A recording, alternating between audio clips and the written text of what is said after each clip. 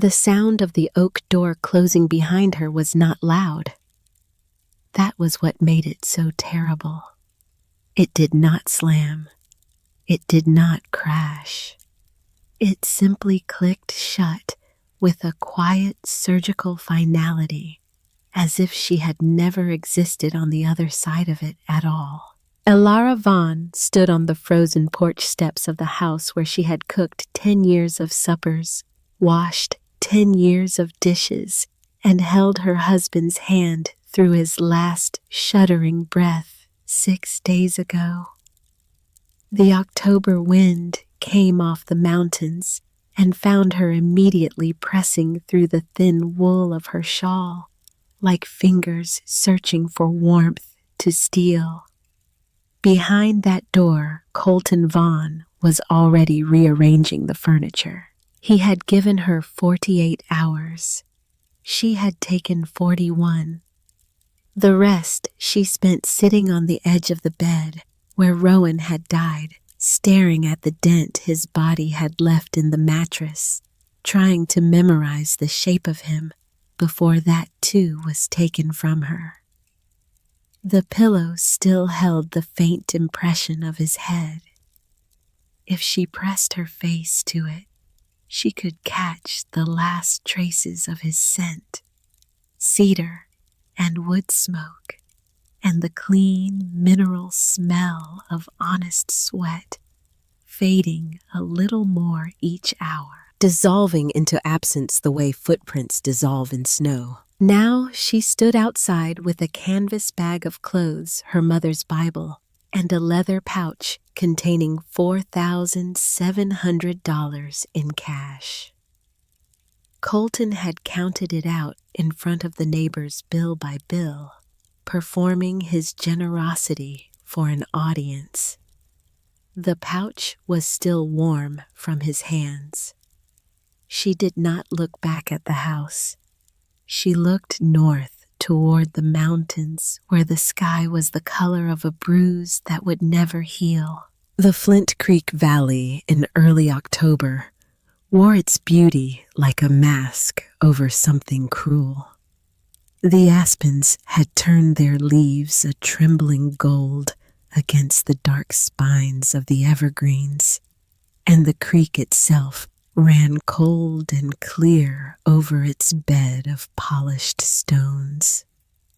It was the kind of landscape that made tourists pull over and take photographs. But Elara had learned long ago that beautiful places could be merciless places, and that the prettiest valleys were often the ones with the sharpest teeth. She walked the main road through the village of Harrow's Bend, population 300 and shrinking. The road was unpaved, packed dirt and gravel that would turn to iron in another 2 weeks when the ground froze solid. She passed the feed store where Rowan used to buy grain for the horses they could never quite afford.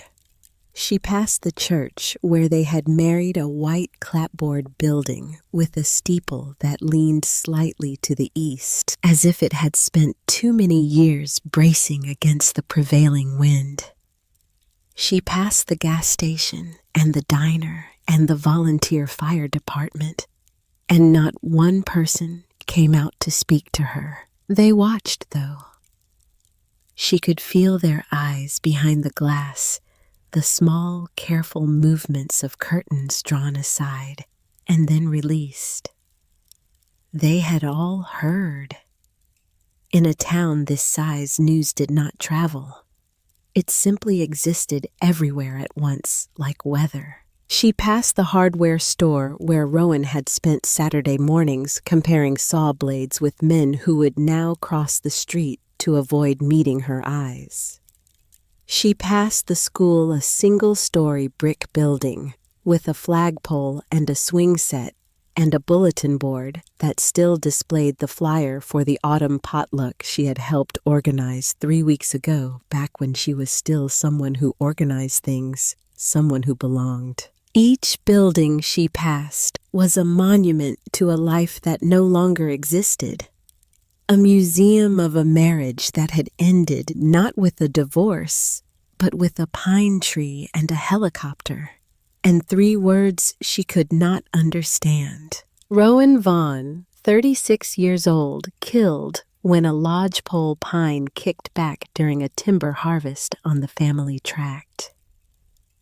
The saw had bound in the cut, and the trunk had twisted and fallen in the wrong direction, and Rowan had been standing exactly where a man should never stand.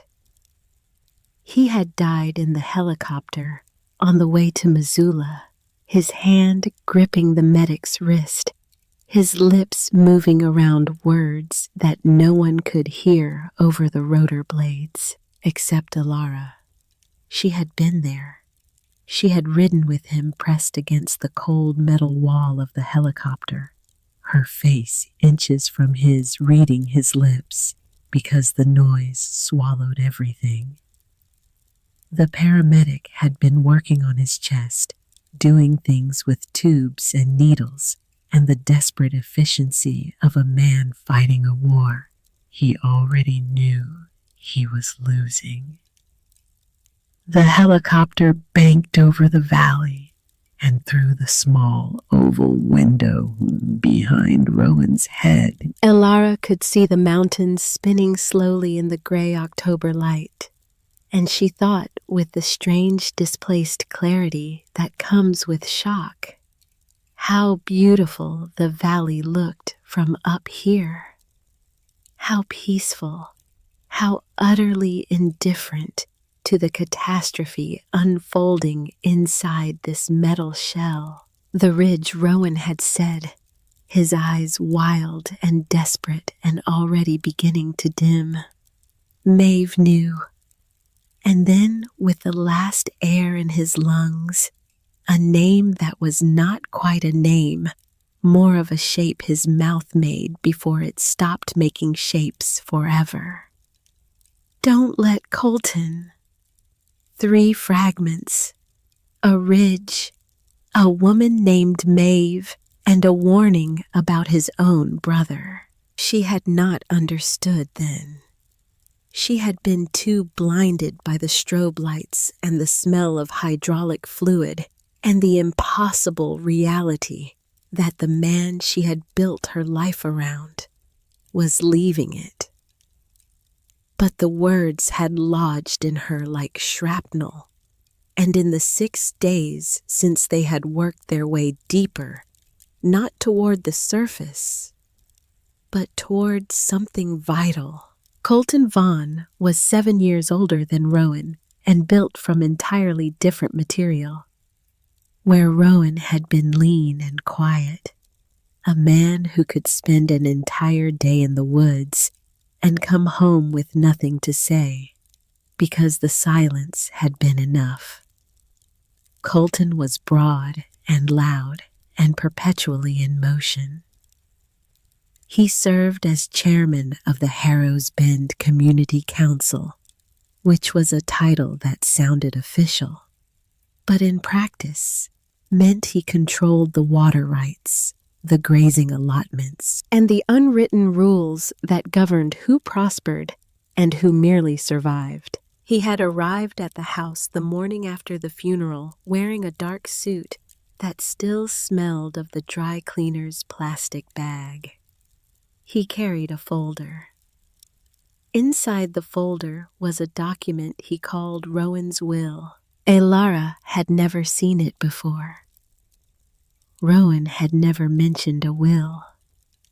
They had talked about it once years ago in the vague way that young couples talk about death, as if it were a country they would never visit. But Colton presented the document with the practiced confidence of a man who had rehearsed this moment, and the will said exactly what Colton needed it to say. Everything to his brother. The house, the truck, the 40 acres of timber rights, the savings account that held just enough to matter. Alara had stared at the signature at the bottom of the page. It looked like Rowan's handwriting. It looked enough like it to make doubt a luxury she could not afford. She had no lawyer. She had no family in the valley. She had no leverage of any kind, and Colton knew it with the serene certainty of a man holding all the cards. "This is your share," he had said, placing the leather pouch on the kitchen table. The same table where she and Rowan had eaten their last meal together, elk stew with rosemary from the garden, a meal so ordinary that she had not thought to memorize it. Rowan would have wanted you to have a fresh start. Enough for a room in town, maybe a bus ticket to Missoula if you want to try the city. He said it with the volume turned up, projecting his voice toward the windows where the neighbors might hear. He was not giving her money. He was giving himself a reputation. The generous brother-in-law, the responsible patriarch, the man who took care of his family, even the inconvenient parts. The pouch had landed in her hands with a dull, insulting weight. She could feel the individual bills through the leather, could almost count them by touch. It was not a fortune. It was not even a future. It was a leash measured to the exact length that would keep her tethered to poverty without quite letting her starve.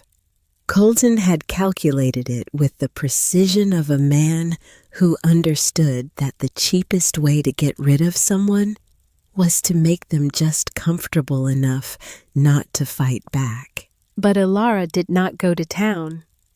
She did not look for a room. She did not buy a bus ticket to Missoula or anywhere else. Instead, she walked past the diner and the feed store and the leaning church, past the last house on the north end of the village, and kept walking until she reached the Gallatin County Annex office. A squat brick building that served as the local outpost for property records, tax filings, and the quiet bureaucratic machinery of land ownership. The clerk was a man named Virgil Moss, 62 years old, with bifocals that sat crookedly on his nose and fingers stained brown from the hand-rolled cigarettes he smoked on his breaks. He had been doing this job for 31 years. And in that time, he had developed the particular patience of a man who had seen every kind of foolishness that land could inspire in people. He looked at the pouch. He looked at Ilara. He asked the obvious question, "What land can I buy for this much?" Virgil Moss did not laugh exactly. It was more of a dry exhalation, the sound a man makes when he has heard something that confirms his long-held suspicion that the world is fundamentally absurd. He pulled out a large bound book of plat maps, the pages thick and yellowed, the binding cracked. He flipped to the northern section of the valley, where the productive ranches and timber tracts gave way to the steep, inhospitable slopes of the Garnet Range. His finger, the nail yellowed from decades of tobacco, tapped a small, irregular polygon on the far edge of the map. It was shaded in a color that meant nothing good. "Devil's Knuckle," he said. 14 acres. It had been on the county rolls as tax-delinquent land for over 40 years. Nobody had ever wanted it. He described it with the clinical detachment of a doctor delivering a terminal diagnosis. North-facing, slope-steep grade, predominantly exposed rock with thin, acidic soil. Perpetually in the mountain's shadow during winter months. Scoured by prevailing winds from the north and northwest. Average winter temperature approximately 20 degrees below the valley floor. There was, he added, a collapsed structure of some kind near the top. And a smell. sulfur most likely, possibly a geothermal seep, possibly something worse. The Geological Survey from 1974 had flagged it as unsuitable for residential or agricultural use. That survey was the last time anyone from the county had bothered to visit. Elara looked at the map. The polygon was an island of emptiness surrounded by the cross-hatched patterns of working ranches and timber leases. Every other piece of land on the map had an owner's name written across it in neat block letters. The polygon had nothing. It was blank, unnamed, unclaimed, a void in the orderly grid of human enterprise. It reminded her of herself. "I will take it," she said. Virgil Moss removed his bifocals and cleaned them on his shirt, a gesture that bought him time to choose his words carefully. He told her about the coming winter. He told her about the exposure, the altitude, the lack of access road. He told her that the last person known to have lived up there was a woman named Maeve Vaughn, and that she had died alone sometime in the 1950s, and that the county had found the property abandoned and simply let it revert to tax delinquent status, because nobody wanted the headache of dealing with it. Elara's hand, which had been resting on the counter, went very still. "Maeve Vaughn," she said. Virgil nodded. "Relative of your husband's family, I'd guess. Old woman, lived like a hermit. People in town thought she was touched, you know. Used to come down once a year for supplies and wouldn't speak to anyone." He shrugged. "That was before my time, mostly. But the old-timers talked about her. The ridge." Maeve knew. Rowan's last words, which had been rattling around in Elara's skull like stones in an empty jar, suddenly clicked into place with a sound she could almost hear. He had known. Rowan had known about this land, about Maeve, about something that connected them. He had tried to tell her with his dying breath, and the noise and the chaos and the desperate unfairness of the moment had stolen the rest. She pushed the pouch across the counter. "Take it all," she said. "Whatever covers the back taxes and the filing fees, take every cent." The transaction took 11 minutes.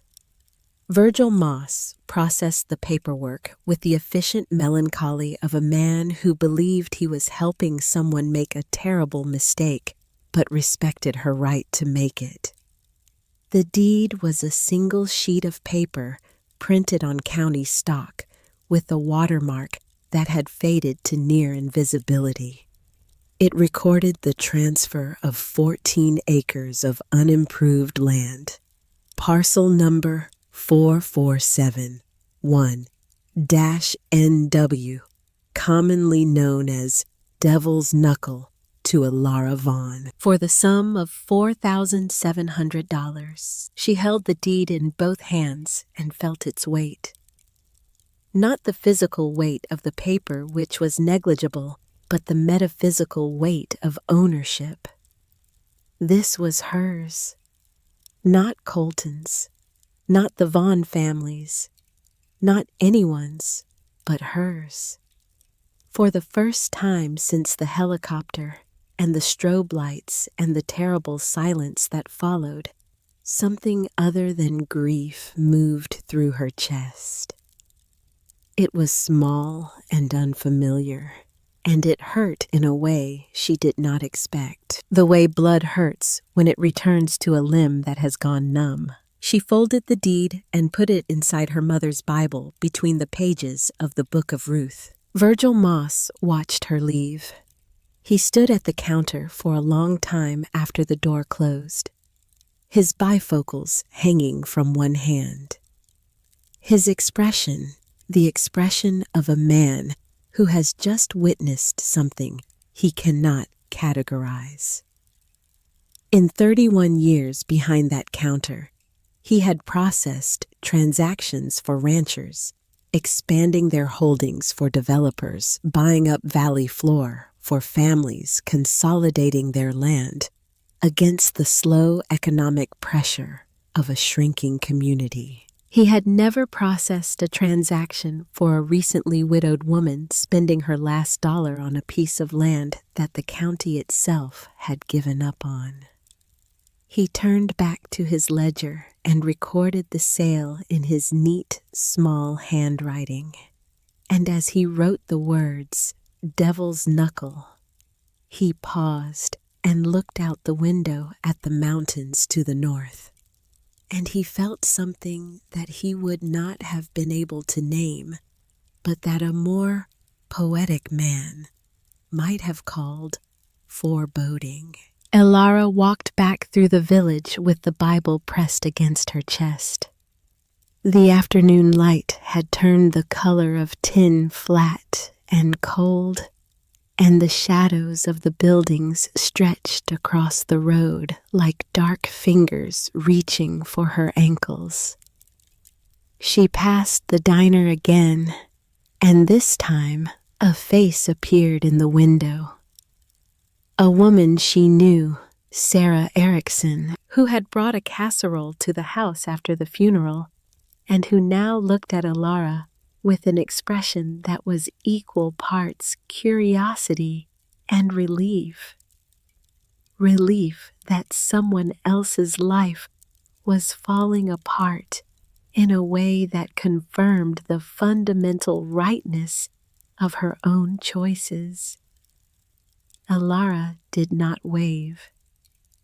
She kept walking. She passed the empty lot where Rowan had once talked about building a workshop, a proper one with a wood-fired forge and a wall of hand tools arranged by size. He had drawn plans on the back of a napkin one evening at the diner, sketching with the quick, confident strokes of a man who could see the finished thing already standing in the empty space.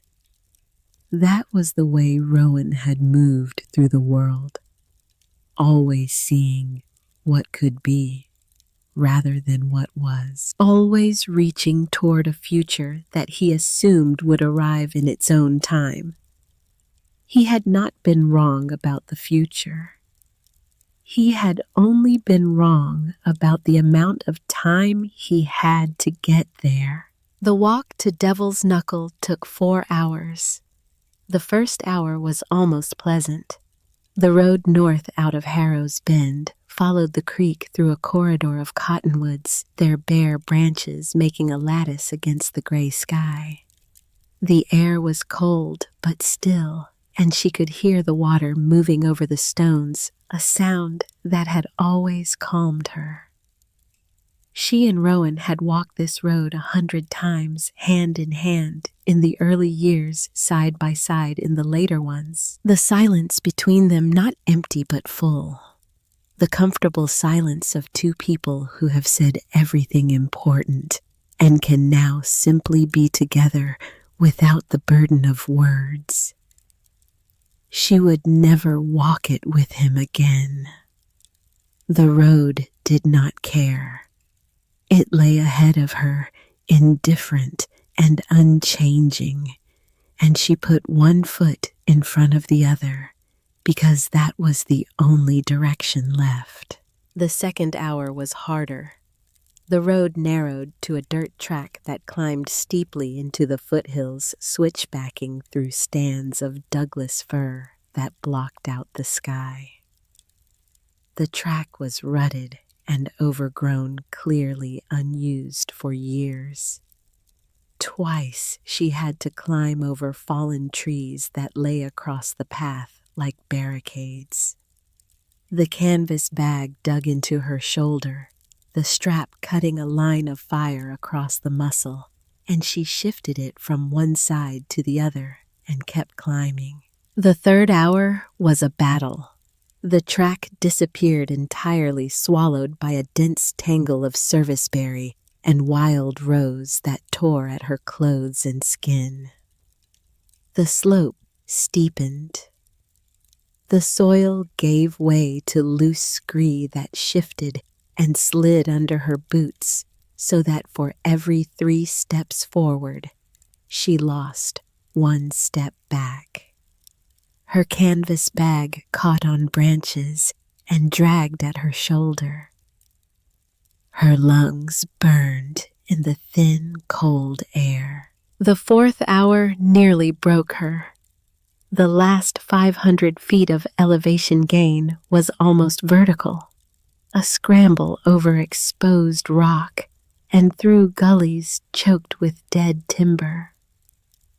The wind, which had been a presence throughout the climb, now became an adversary. It came from the north in steady, punishing gusts that pushed her sideways and stole the breath from her mouth before she could fully inhale. When she finally pulled herself over the last ledge and stood on the crest of Devil's Knuckle, the reality of what she had purchased hit her like a physical blow. The clerk had not exaggerated. He had been kind. The land was a spine of gray granite pushing through a thin, sickly skin of soil that looked more like ash than earth. The few trees that had managed to take root were stunted, twisted things, pines that had been sculpted by decades of wind into shapes that looked like they were trying to crawl away from their own roots. Their needles were a jaundiced yellow-green, and several had been stripped bare on their windward side, leaving them half alive, half skeletal. The ground was littered with loose rock, sharp-edged and unstable, the kind of terrain that could turn an ankle or break a leg with casual indifference. In the shallow depressions between the rock outcrops, the soil was thin and acidic, supporting nothing but a scabrous layer of lichen and the occasional tuft of dead grass that crumbled at the touch. And there was the smell.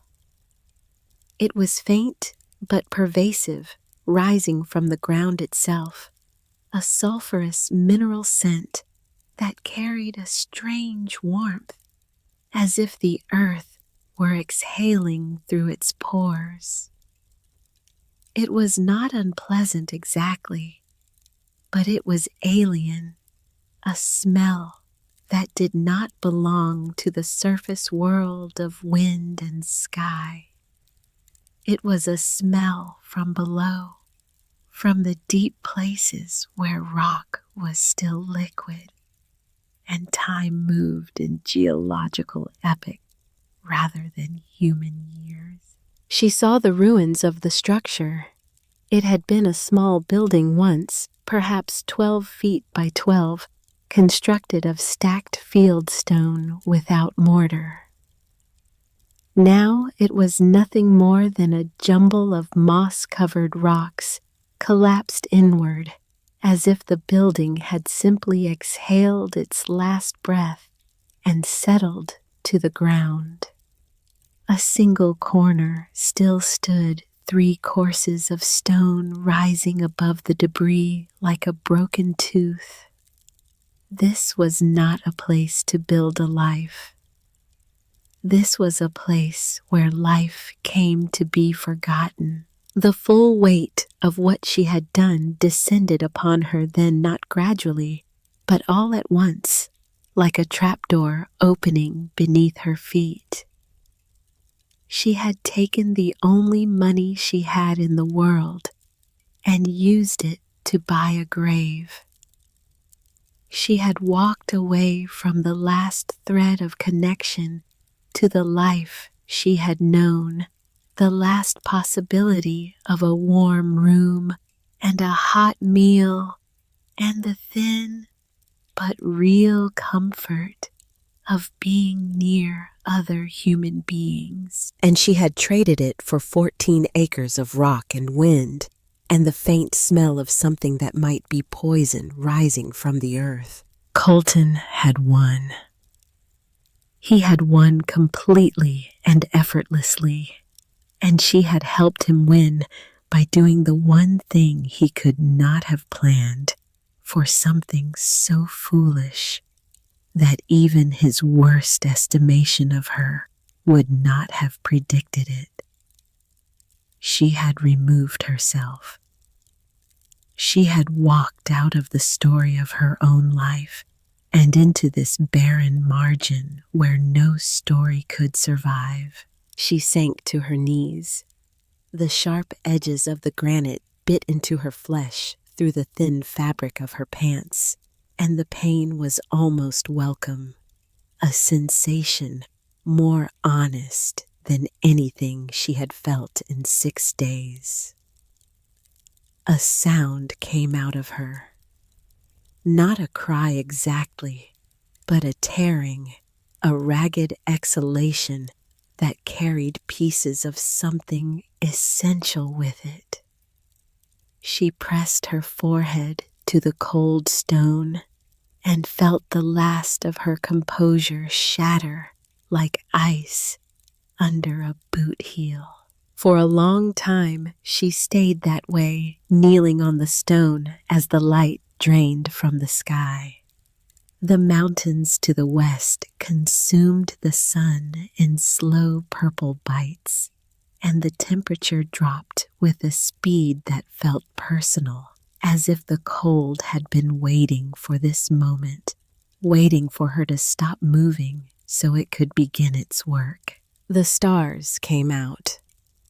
Not the tentative, light-polluted stars of town, but the full, overwhelming canopy of a sky, with nothing between it and the earth but 30 miles of clean, cold air.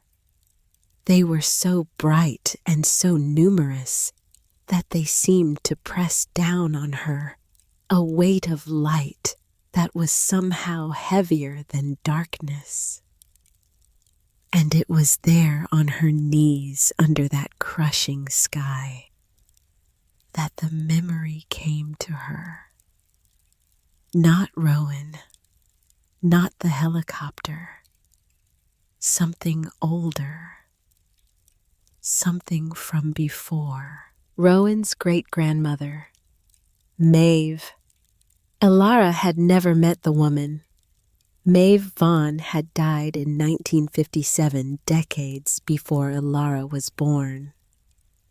But Rowan had spoken of her sometimes late at night, when the fire was low and the wine had softened the edges of his usual reticence. He spoke of her the way people speak of saints or madwomen, with a mixture of reverence and unease. She was the smartest person in this valley, he had said once, and they hated her for it. He told Elara that Maeve had been a naturalist, a self-taught scientist who studied the geology and botany of the Garnet Range with a rigor that would have impressed any university professor.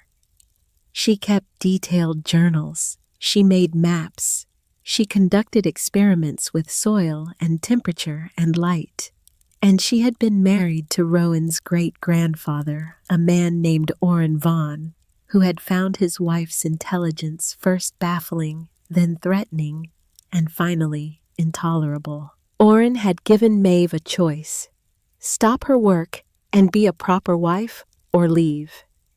Maeve had left.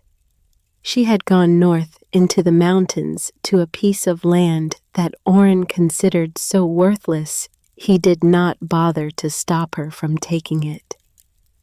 She had lived there alone for nearly 20 years, coming down to the valley once or twice a year for supplies, speaking to no one, until one spring she simply did not come down at all. The story as the valley told it was simple.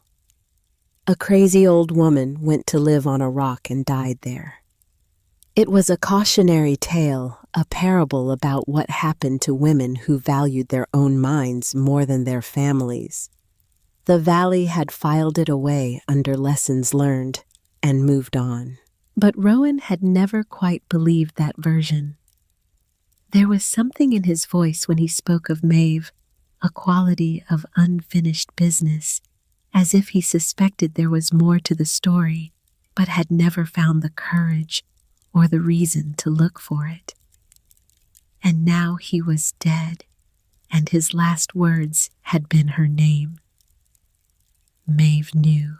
Elara lifted her head from the stone. The wind was brutal now, a steady assault that made her eyes water and her exposed skin burn. But somewhere beneath the wind, beneath the cold, beneath the grief and the exhaustion and the crushing certainty that she had made the worst mistake of her life, she felt something else. It was small. It was fragile. It was the faintest possible signal in a storm of noise. But it was there. Curiosity. She rose on stiff legs, her joints cracking in the cold, and turned toward the ruins of the structure.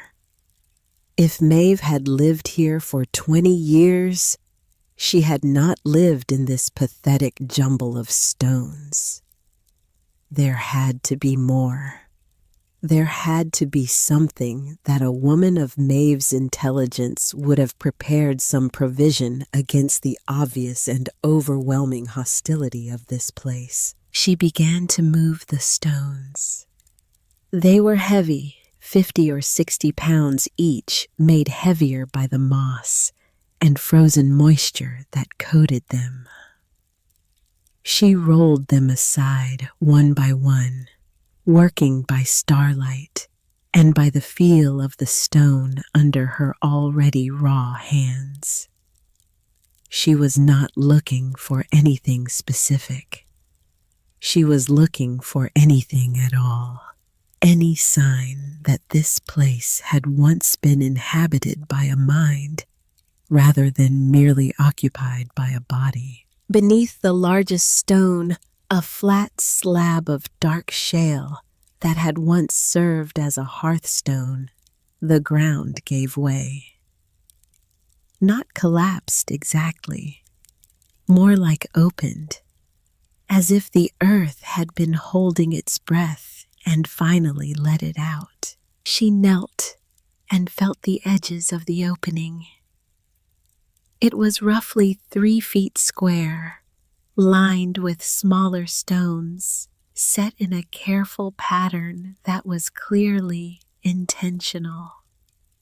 This was not a natural cavity. Someone had built this. Someone had lined it with stone and covered it with the hearthstone and left it to wait in the darkness for however long it took. She lowered herself through the opening, her feet finding a stone ledge about 4 feet down, and then another, and then a floor. She was in a small cellar, perhaps 6 feet by 8, with stone walls and a dirt floor that was damp but not frozen. The air was different down here. It was cool, but not cold, and it carried that same mineral sulfurous warmth she had smelled on the surface, but stronger, more concentrated. It smelled like the inside of the earth. It smelled like something alive. And there in the corner, farthest from the opening, half buried under 70 years of accumulated dirt and debris, was a wooden chest. It was small, perhaps 2 feet long and 1 foot wide, made of what had once been good hardwood, but was now soft and crumbling with rot. Iron straps, red with rust, held it together more by habit than by strength. A padlock, its mechanism fused solid by oxidation, hung from the hasp. Her heart was hammering so hard she could feel it in her teeth. She pulled the chest free from the debris, its weight surprising, and set it on the floor. The lock resisted her fingers, then resisted a sharp rock she used as a hammer, and then, with a sound like a small bone breaking, it gave way. She lifted the lid. Inside, wrapped in what had once been fine oilcloth, but was now a stiff, brittle membrane, was a single object. A book. A leather-bound journal, its cover warped and stained by decades of damp, its pages yellowed to the color of old ivory. But the writing inside, rendered in a fine, precise hand with ink that had been mixed to last, was still legible. She could not read it here in the dark, but she held it to her chest, and even through the cold and the exhaustion and the bone-deep ache of everything she had lost, she could feel something radiating from it. Not warmth exactly, but the potential for warmth. The promise of it. She climbed out of the cellar, the journal pressed against her breastbone, and sat with her back against the one remaining corner of the ruined structure, using it as a windbreak. The sky was beginning to lighten in the east, a thin line of gray between the mountains and the stars. She had been on this ridge all night. She opened the journal. The first page was not text. It was a drawing executed with the careful precision of a technical illustration. It showed a cross-section of the land beneath her feet, layer by layer, from the thin soil at the surface, down through strata of sedimentary rock, metamorphic rock, and finally deep below, a layer marked with small arrows pointing upward. The arrows were labeled in Maeve's neat handwriting. Dragon's breath. A thin line rose from that deep layer, threading upward through fractures in the rock like a root growing in reverse, until it reached a point near the surface that was marked with a small red X. The X corresponded to the exact location where the structure had stood, where Elara now sat. She turned the page. The text began without preamble, without introduction, as if Maeve had no patience for pleasantries even with herself. This land is not what they believe it to be. The smell that keeps them away is the smell of life. The heat that rises through the fissure is the earth's own heartbeat, constant and patient and inexhaustible. I have measured it in every season. It does not falter. What rises here is not poison. It is warmth. And warmth in this valley, in this climate, is the most valuable thing in the world. Elara read on. Page after page, Maeve's journal unfolded a vision that was breathtaking in its scope and meticulous in its detail. She had spent years studying the geothermal fissure, measuring its temperature, analyzing the mineral content of the steam that rose from it, mapping its path through the underlying rock. She had concluded that Devil's Knuckle sat atop a network of thermal fractures that brought heat from deep within the Earth's crust to within a few feet of the surface. And she had designed something to use it. She called it the buried hearth. It was not a house in any conventional sense. It was a structure designed to work with the earth rather than against it. The plans spread across a dozen pages of the journal described a long, deep excavation, 30 feet long and 10 feet wide, sunk 8 feet into the ground, directly over the thermal fissure.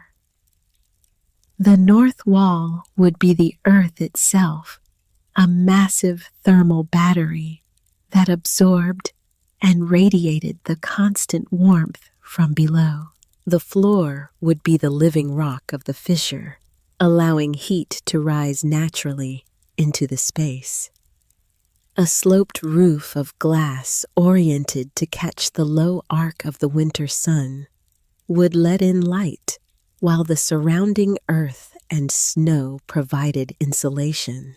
A system of stone-lined ventilation channels, which Maeve called the lung, would draw cold air down from the surface, warm it against the heated rock, and circulate it back among the growing beds.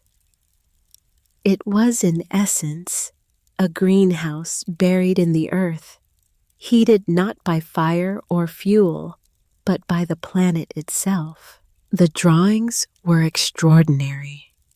They showed not just the structure, but the principles behind it, the physics of thermal mass, the geometry of passive solar gain, the biology of cold, hardy plants.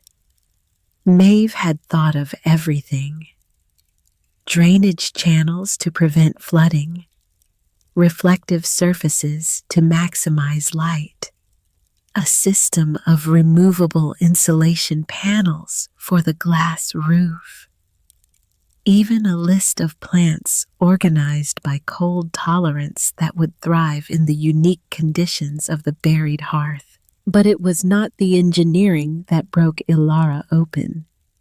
It was the personal entries scattered between the technical drawings, written in a different ink at different times in a hand that was sometimes steady and sometimes shaking. They sent me away because I would not stop thinking. Oren called it a sickness. The preacher called it pride. The women in the village called it something worse. But I am not sick, and I am not proud. I am merely unwilling to be blind. The earth speaks, and I have ears to hear it. Is that a sin? To listen when the ground beneath your feet is trying to tell you something, and later, in an entry-dated spring of some unnamed year, I have begun to dig. The rock resists me, but it also teaches me. Every layer I remove reveals another layer of the story this land has been trying to tell for 10,000 years. I am not conquering the earth. I am conversing with it. And what it tells me is this: there is warmth here. There is life here. In the very place they call cursed, there is the means to survive any winter, any cold, any darkness that the world can bring. I must believe this. I must believe it, because if I do not, then they were right about me, and I am simply a mad old woman digging her own grave. Ilara closed the journal. Her hands were shaking, and not from the cold. This woman, this brilliant, stubborn, abandoned woman had been here before her, had stood on this same ridge, had felt the same despair, the same crushing weight of being told she was nothing, she was mad, she was a folly. And she had answered not with words, but with work. She had begun to dig, And she had left the journal here in the cellar under the hearthstone sealed in a chest.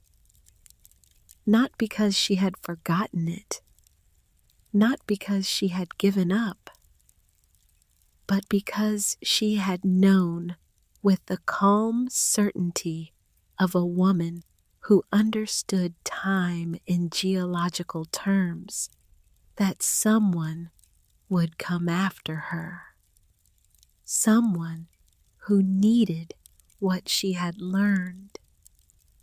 Someone who would stand on this ridge with nothing and nowhere and no one, and who would need to know that the earth beneath her feet was not an enemy, but an ally. The journal was not a relic. It was a letter, written across 70 years of silence from one outcast woman to another. Elara stood, the morning sun still hidden behind the eastern ridge, was painting the highest peaks in shades of rose and gold. The wind had not stopped. The cold had not relented. The land was still a brutal, inhospitable spine of rock and stunted pine. But she was no longer looking at it the same way. She was looking at it the way Maeve had looked at it, not as a wasteland, but as a puzzle, not as a curse, but as an invitation.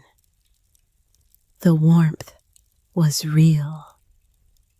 She could feel it through the soles of her boots, a faint but undeniable pulse rising from the rock below.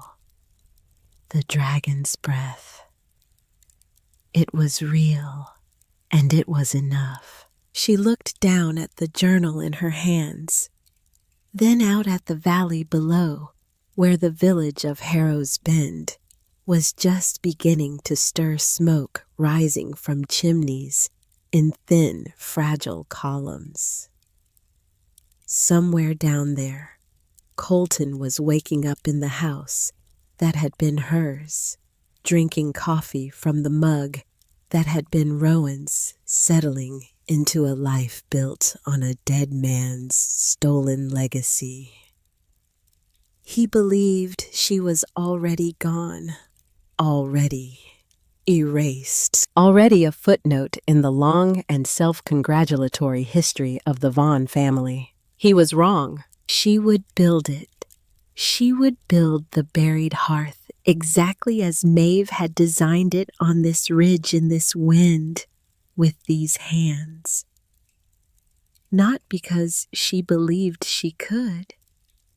Belief was a luxury she had spent all her money on a piece of paper and a plot of rock. She would build it because the alternative was to lie down and let the cold finish what Colton had started, and that was something she could not do. Not because she was brave, not because she was strong, but because Maeve had dug before her, and Maeve had not been wrong, and the warm breath of the earth was rising through the rock beneath her feet, and it was saying the only thing that mattered. There is life here. Dig. Elara sat down on the cold stone, opened the journal to the first page of technical drawings, and began to study. She had 6 weeks before the first heavy snow. 6 weeks to move several tons of rock and earth with her bare hands. 6 weeks to build a structure that a team of skilled workers would have struggled to complete in twice the time. It was impossible. She knew it was impossible. But she also knew that impossible was just a word that comfortable people used to describe things they had never been desperate enough to try. She memorized the dimensions: 30 feet long, 10 feet wide, 8 feet deep. She memorized the orientation, the angles, the specifications for the ventilation system. She read Maeve's notes on soil composition, on drainage, on the thermal properties of different types of stone.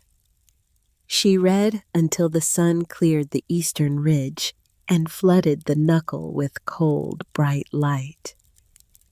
And then she closed the journal, set it carefully in the cellar, and picked up the only tool she had, a small rusted spade with a split handle that she had found wedged between the stones of the collapsed wall. She walked to the spot marked with the red X on Maeve's drawing.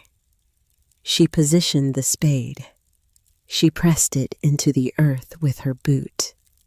The ground resisted. She pressed harder. The spade sank an inch, maybe two, into the thin soil before it struck rock with a dull, jarring impact that traveled up the handle and into her wrists and shoulders. She pulled the spade free, repositioned it, and struck again. Same result. An inch of soil, then rock. Again, again, again. By noon, she had cleared a patch of soil roughly 4 feet square and perhaps 3 inches deep. Beneath it was a layer of fractured granite that would have to be broken apart and removed piece by piece. Her hands, which had been soft with the softness of a woman who cooked and cleaned and kept a house, were already blistered and raw. Her back was a single continuous knot of pain. Her shoulders burned. The wind had chapped her face and cracked her lips, and the sweat on her brow kept freezing into a thin crust of ice. She sat down on the edge of her pitiful excavation and looked at it. 4 feet by 4 feet by 3 inches. She needed to move an area of 30 feet by 10 feet to a depth of 8 feet. The mathematics of the thing were so absurd that they circled past despair and arrived at something almost like comedy. At this rate, she would finish sometime in the middle of the next century. She ate the last of the bread she had brought, a hard roll that she had to crack against a rock to break into chewable pieces. She drank water from a small stream that trickled down from the ridge above, so cold it made her teeth ache. She looked at the spade, at the blisters on her hands, at the immense and indifferent landscape that surrounded her on every side. And then she got up and went back to work. The first week was a kind of purgatory. She learned things about her own body that she had never known, primarily that it was capable of enduring far more than she had ever asked of it, and that the pain of physical labor followed a curve. It was worst in the first 3 days, a screaming, full-body protest that made every movement an act of will. But on the 4th day, something shifted. The pain did not disappear, but it changed character, settling from a scream into a deep, constant ache that she could work through if she did not think about it too much. Her hands were the worst. The blisters broke and bled, and she wrapped them in strips torn from the hem of her dress, the fabric quickly soaking through with a mixture of blood and dirt. But beneath the torn skin, she could feel something happening. The flesh was hardening. Calluses were forming the body's own armor, building itself layer by layer against the assault of wood and stone. She learned the language of the earth beneath her feet, the dull thud of the spade against deep clay, the sharp, grinding shriek of metal against hidden rock, the hollow sound that meant a pocket of loose gravel. She learned which stones could be pried free with the spade and which required her to get down on her knees and work them loose with her fingers, rocking them back and forth until the earth released them with a reluctant sucking sound. She found a rhythm. Wake before dawn. Eat whatever she had foraged the day before, usually roots and late-season berries that Maeve's journal helped her identify. Walk to the excavation. Work until her body refused to continue. Stop. Eat. Sleep in the cellar curled around the journal, reading by the light of a small tallow candle she had made from deer fat and a strip of cloth. The nights were the hardest. Not because of the cold, which was severe, but manageable in the cellar, or the darkness, which she had learned to navigate by touch and memory. The nights were hard because the nights were when the grief found her. During the day, the physical labor consumed everything, every neuron, every muscle fiber, every ounce of attention. There was no room for grief when your entire being was focused on the task of moving a 200-pound stone 6 inches to the left. But at night, when her body was still and the only sound was the wind, and the only sensation was the ache in her bones, Rowan came back to her. She would remember things without warning and without mercy.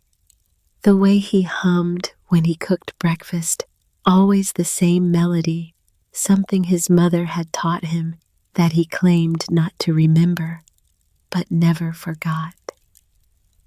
The way he stood at the window on winter mornings, coffee in hand, studying the sky, the way a sailor studies the sea, reading the weather in the shape and color of the clouds. The weight of his arm across her shoulders as they sat on the porch in summer, watching the light drain from the valley and listening to the creek. Small things, ordinary things, things so common and so unremarkable that she had never thought to treasure them, and that were now in their absence the most valuable things she had ever possessed. She did not fight the memories. She let them come and let them go, the way she let the wind come and go across the ridge. They were part of the landscape of her grief, and she had learned in these long, dark nights that grief was not an enemy to be defeated, but a terrain to be crossed slowly and carefully, one step at a time, with no shortcuts and no map.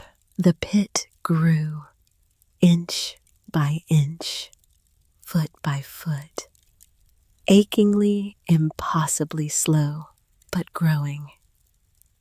And every evening, when she crawled into the cellar and opened the journal, she found Maeve waiting for her on the pages, not with encouragement exactly, but with something better, with understanding, with the quiet, fierce companionship of a woman who had done this same work in this same place and who had refused to stop.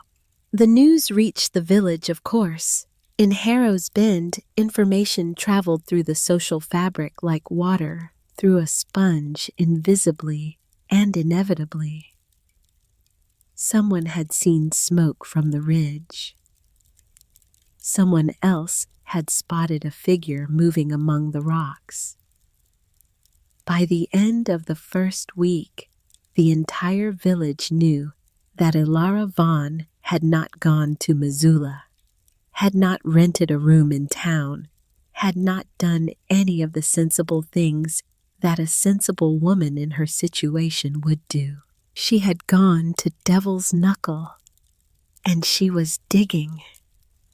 The reaction was a mixture of pity, bewilderment, and the particular kind of satisfaction that small communities feel when someone confirms their lowest expectations.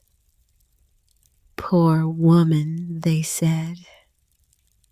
Grief has taken her mind. She will come down when the first snow falls, and we will take her in, and we will be grateful, and we will have the pleasure of being generous to someone who has learned the hard way that the world does not reward stubbornness. Colton heard the news and felt something that was not quite concern and not quite amusement, but occupied the territory between them. He was not worried about Ilara. He was worried about the optics. If she died up there, people might talk. People might wonder if he had done enough. People might ask questions about the will. He decided to pay her a visit, not out of kindness, but out of strategy. He would go up there, see the sad spectacle for himself, and then come back down and tell everyone that he had tried to bring her home, but she had refused. That way, whatever happened would be her fault, and his reputation would be not just preserved, but enhanced. He stood on the ridge above her excavation on a Thursday afternoon, 2 weeks after she had begun digging. 2 other men from the village ranchers who worked on Colton's grazing allotments and therefore owed him a certain performative loyalty stood beside him. They looked down at the pit. It was by that point roughly 15 feet long and 6 feet wide and 4 feet deep, a raw wound in the earth surrounded by mounds of excavated stone and soil. At the bottom of the pit, Ilara was on her hands and knees working a large rock free from the clay with a motion that was less like digging and more like wrestling. Her clothes were filthy. Her hair was matted. Her hands were black with dirt and wrapped in blood-stained rags. She looked from the ridge above like something between a construction worker and a castaway, a figure so far removed from the woman who had served dinner parties in the Vaughn house that she might have been a different species entirely. Colton looked at her and felt a small, warm bloom of satisfaction. This was better than he had hoped. She was not just failing. She was failing spectacularly in a way that would make a good story for years to come. Digging to the underworld. Ilara, he called down his voice, carrying the easy, confident tone of a man who has never doubted his place in the world. Looking for Rowan down there? One of the ranchers snickered. The other shifted uncomfortably, his laughter more dutiful than genuine. "Leave her be," the second man said, not unkindly. "Grief makes people do strange things." But Colton was not finished. He had an audience, and he had a narrative to establish. He pointed at the pit, at the piles of stone, at the exhausted woman laboring at the bottom. "Ilara's folly," he said, coining the phrase with the deliberate precision of a man who understood the power of naming. She is building herself a tomb up here on Devil's Knuckle. First snow will fill that hole, and we will find her in the spring frozen solid. The words landed on Ilara like stones thrown from above. She stopped digging. She looked up at the three figures silhouetted against the gray sky, their faces in shadow, their postures radiating the comfortable certainty of men who had never been tested by anything more challenging than a bad harvest or a broken fence. She looked at her hands, at the raw, bleeding, dirt-caked wreckage of them. She looked at the pit which had cost her 2 weeks of agony and represented perhaps 1/5 of the total excavation. She looked at the sky, which was getting darker and colder every day, the sun tracking lower and lower across the southern horizon, the nights stretching longer, the temperature dropping. They were right. The numbers did not lie. She was one woman with a broken spade and a book of 70-year-old drawings, trying to move a mountain with her bare hands before the mountain buried her under 6 feet of snow. It was a folly. The name fit. She felt the spade grow heavy in her hands, heavier than it had ever been. Not with the weight of metal and wood, but with the weight of their certainty, which was in that moment more powerful than her own. She said nothing. She could not trust her voice. She just stood there at the bottom of her hole and watched them walk away, their laughter trailing behind them like smoke drifting across the ridge and dissolving into the wind. That night alone in the cellar, she did not read the journal. She did not eat. She sat in the darkness with her ruined hands in her lap and listened to the wind howl across the ridge and thought about what it would feel like to walk down to the village and knock on someone's door and ask for a place by their fire. She imagined the faces that would greet her, the sympathy that would be indistinguishable from satisfaction, the quiet, devastating confirmation that everyone had been right about her and she had been wrong about herself. She could do it.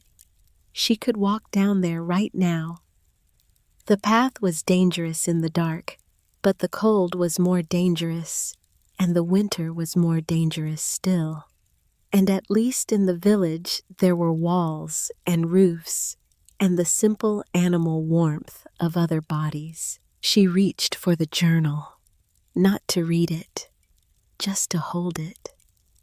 Her thumb cracked and bleeding traced the cover in the darkness, finding by touch what she could not see. And as her fingers moved across the leather, they found the embossed letters on the spine that she had not noticed before because they were nearly worn away. M. Maeve Vaughn, a woman who had been called mad, a woman who had been sent away, a woman who had dug into this same earth with these same hands, in this same cold, and who had refused to stop.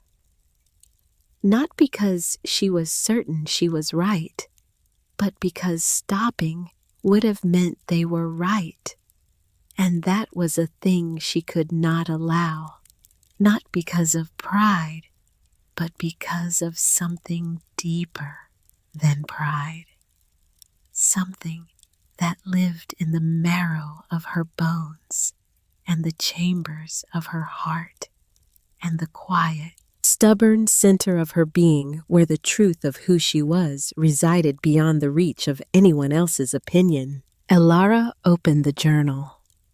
She could not see the words in the darkness, but she did not need to.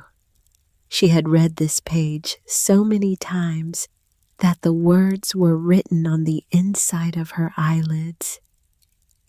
Even in the deepest snow, life persists if you give it warmth.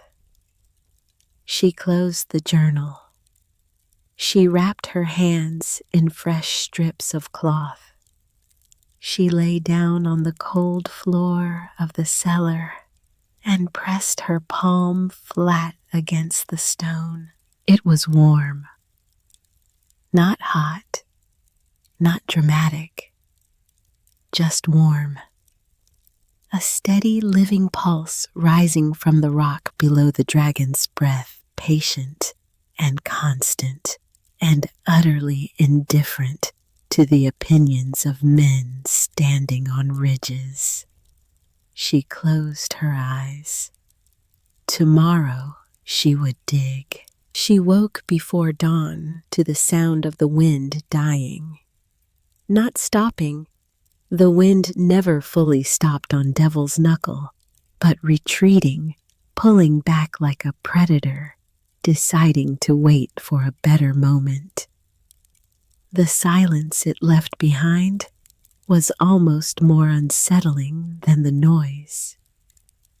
She could hear her own breathing, the creak of her joints as she sat up, the small, intimate sounds of a body that had been pushed to its limits and was only now beginning to take inventory of the damage. Her hands were the first report. They had stiffened overnight into claws, the bandages fused to the wounds beneath by dried blood and dirt. She flexed them slowly, feeling the sharp pull of torn skin and the deeper ache of muscles that had been asked to do things they were never designed for. The pain was exquisite, a word she had never associated with pain before, but which now seemed precisely right.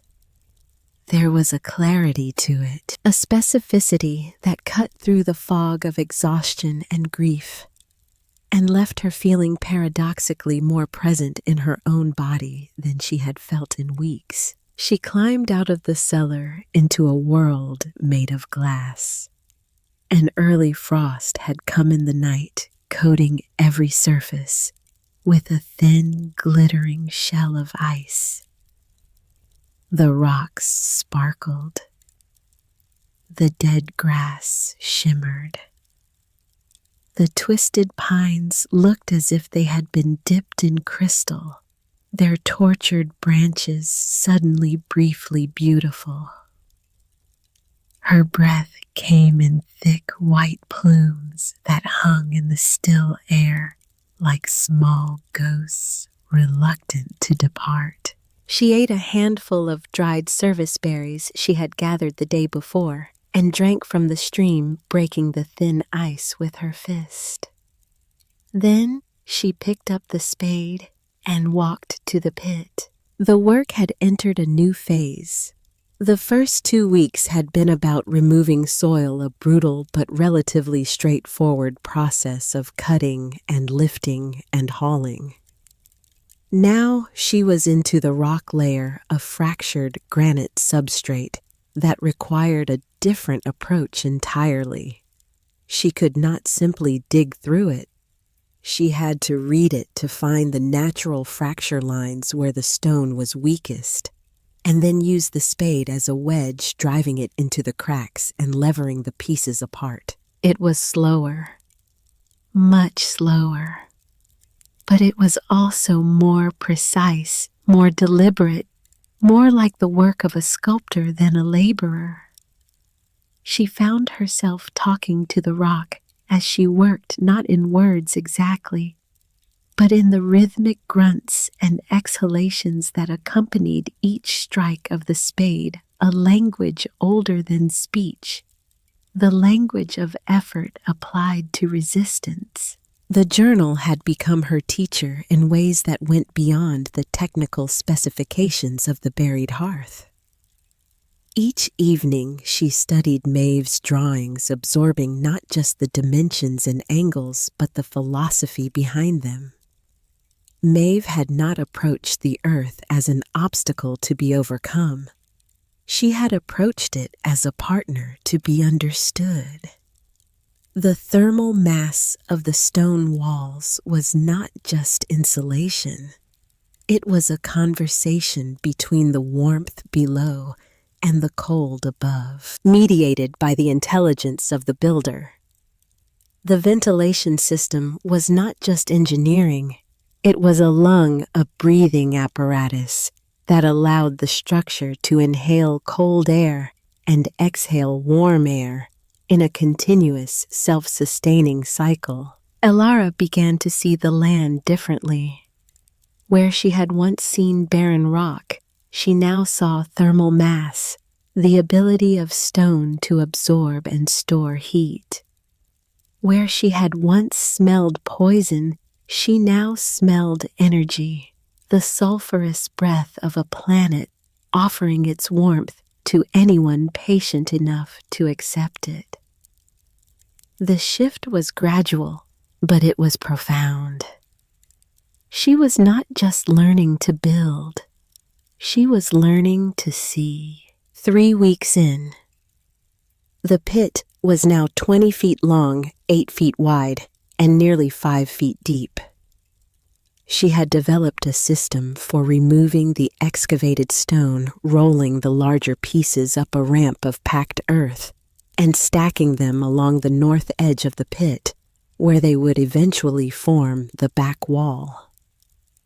Her body had become a different instrument entirely. The soft flesh of her hands had been replaced by thick, ridged calluses that gripped the spade handle with an authority that would have been unrecognizable to the woman who had stood on the porch steps 3 weeks ago, holding a leather pouch of blood money. Her shoulders and back had thickened with muscle that moved beneath her skin like cables. She had lost weight everywhere else, her face gaunt. Her hips narrowed, the softness of her former life burned away by the relentless furnace of physical labor.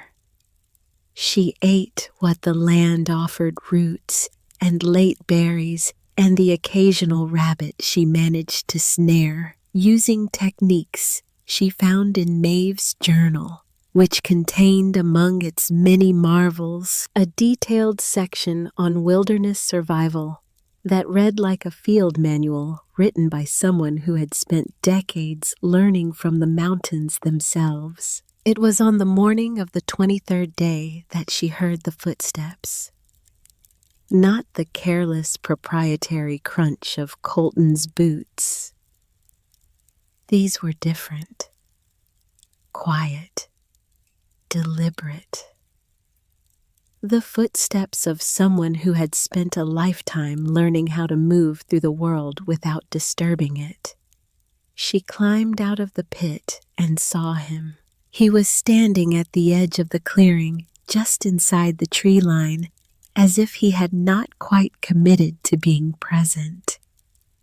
He was old, 74 years old, though he carried his age the way a well-maintained tool carries its years with wear, but without weakness. His face was a topographical map of a life spent outdoors, every line and crease carved by wind and sun and cold. His eyes beneath the brim of a battered canvas hat were the pale blue of glacier meltwater. His name was Harlan Crew, and he lived alone in a cabin at the edge of the forest, 3 miles to the west. He had been a logger, a trapper, a hunting guide, and for a brief period in his 20s, a smoke jumper for the Forest Service. Now, he was simply old a man who had outlived his usefulness in the eyes of a community that measured worth in productivity, and who had responded by withdrawing into a solitude so complete that most people in Harrow's Bend had forgotten he existed. He did not speak. He stood at the tree line and looked at the pit, his expression unreadable. Then he looked at Ilara, at her ruined hands and her filthy clothes and her gaunt, wind-burned face. He looked at her the way a craftsman looks at another craftsman's work, not with pity or judgment, but with assessment. Then he turned and walked back into the trees. Ilara stood for a moment, unsure whether the encounter had been real or a hallucination born of exhaustion and solitude. But when she walked to the spot where he had stood, she found the evidence of his visit. Leaning against a boulder at the edge of the clearing was a bundle of tools. A heavy, sharp adze with a hickory handle worn smooth by decades of use. A draw knife with a blade that gleamed like a mirror. And propped beside them, a stack of timber 6 logs of lodgepole pine, each one straight and true perfectly, cured, their bark stripped, and their surfaces smooth. They were the kind of logs that took months to prepare, seasoned slowly in a dry shed, turned regularly to prevent warping. These were not scavenged. These were crafted. There was no note, no message, no explanation, just the tools and the wood left at the edge of the clearing like an offering at a shrine. Ilara picked up the adze. It was heavy 4 or 5 pounds of forged steel, and the edge was so sharp that when she tested it with her thumb, a thin line of blood appeared before she even felt the cut. This was a tool that had been cared for with the same attention that a musician gives to an instrument. Someone had sharpened this blade 1,000 times, honing it against a whetstone with the patient, repetitive devotion that transforms maintenance into ritual. She looked at the tree line, searching for the old man, but the forest had swallowed him as completely as if he had never been there at all.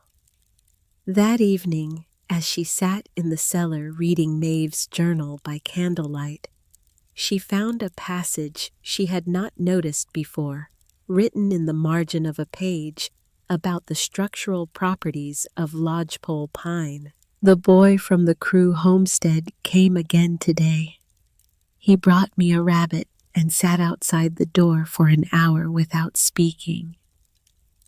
He is perhaps 12 years old. He does not ask me what I am doing. He simply watches, and in his watching, I feel seen. It is a gift I did not know I needed. Harlan Crew, 12 years old in 1953, the year this entry was written. He had known Maeve, not as the mad woman the village whispered about, but as a real person, a neighbor, a presence in the landscape of his childhood. He had watched her work then, and he was watching Ilara work now. And the tools and timber were not charity. They were acknowledgement. They were a 70-year-old debt being repaid. His words, when they finally came, arrived 2 days later. He appeared at the edge of the clearing again this time, staying long enough for Ilara to approach. He spoke without looking at her, his gaze fixed on the pit. His voice, the low, rough register of a man who used it so rarely that it had gone half feral. She died up there alone. I was 12. She used to let me sit by her fire. Never said much. Didn't need to. You could see it in what she was building. The intelligence of it. The purpose.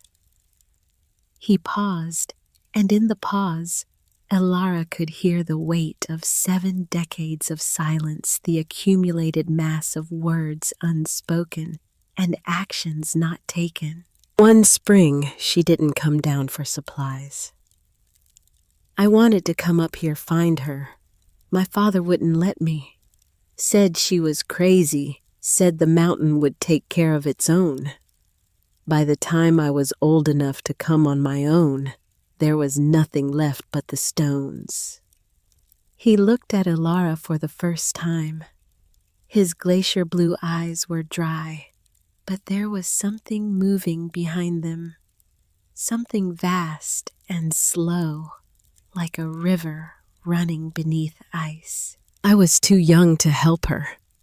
I couldn't do a damn thing. He looked back at the pit, at the walls of stone she had raised, at the shape beginning to emerge from the raw earth. I won't let that happen twice. But he did not offer to help with the digging. He was too old for that, and they both knew it without the indignity of saying so. What he offered was knowledge, the practical, hard-won understanding of a man who had spent his life working with wood and stone in the northern Rockies.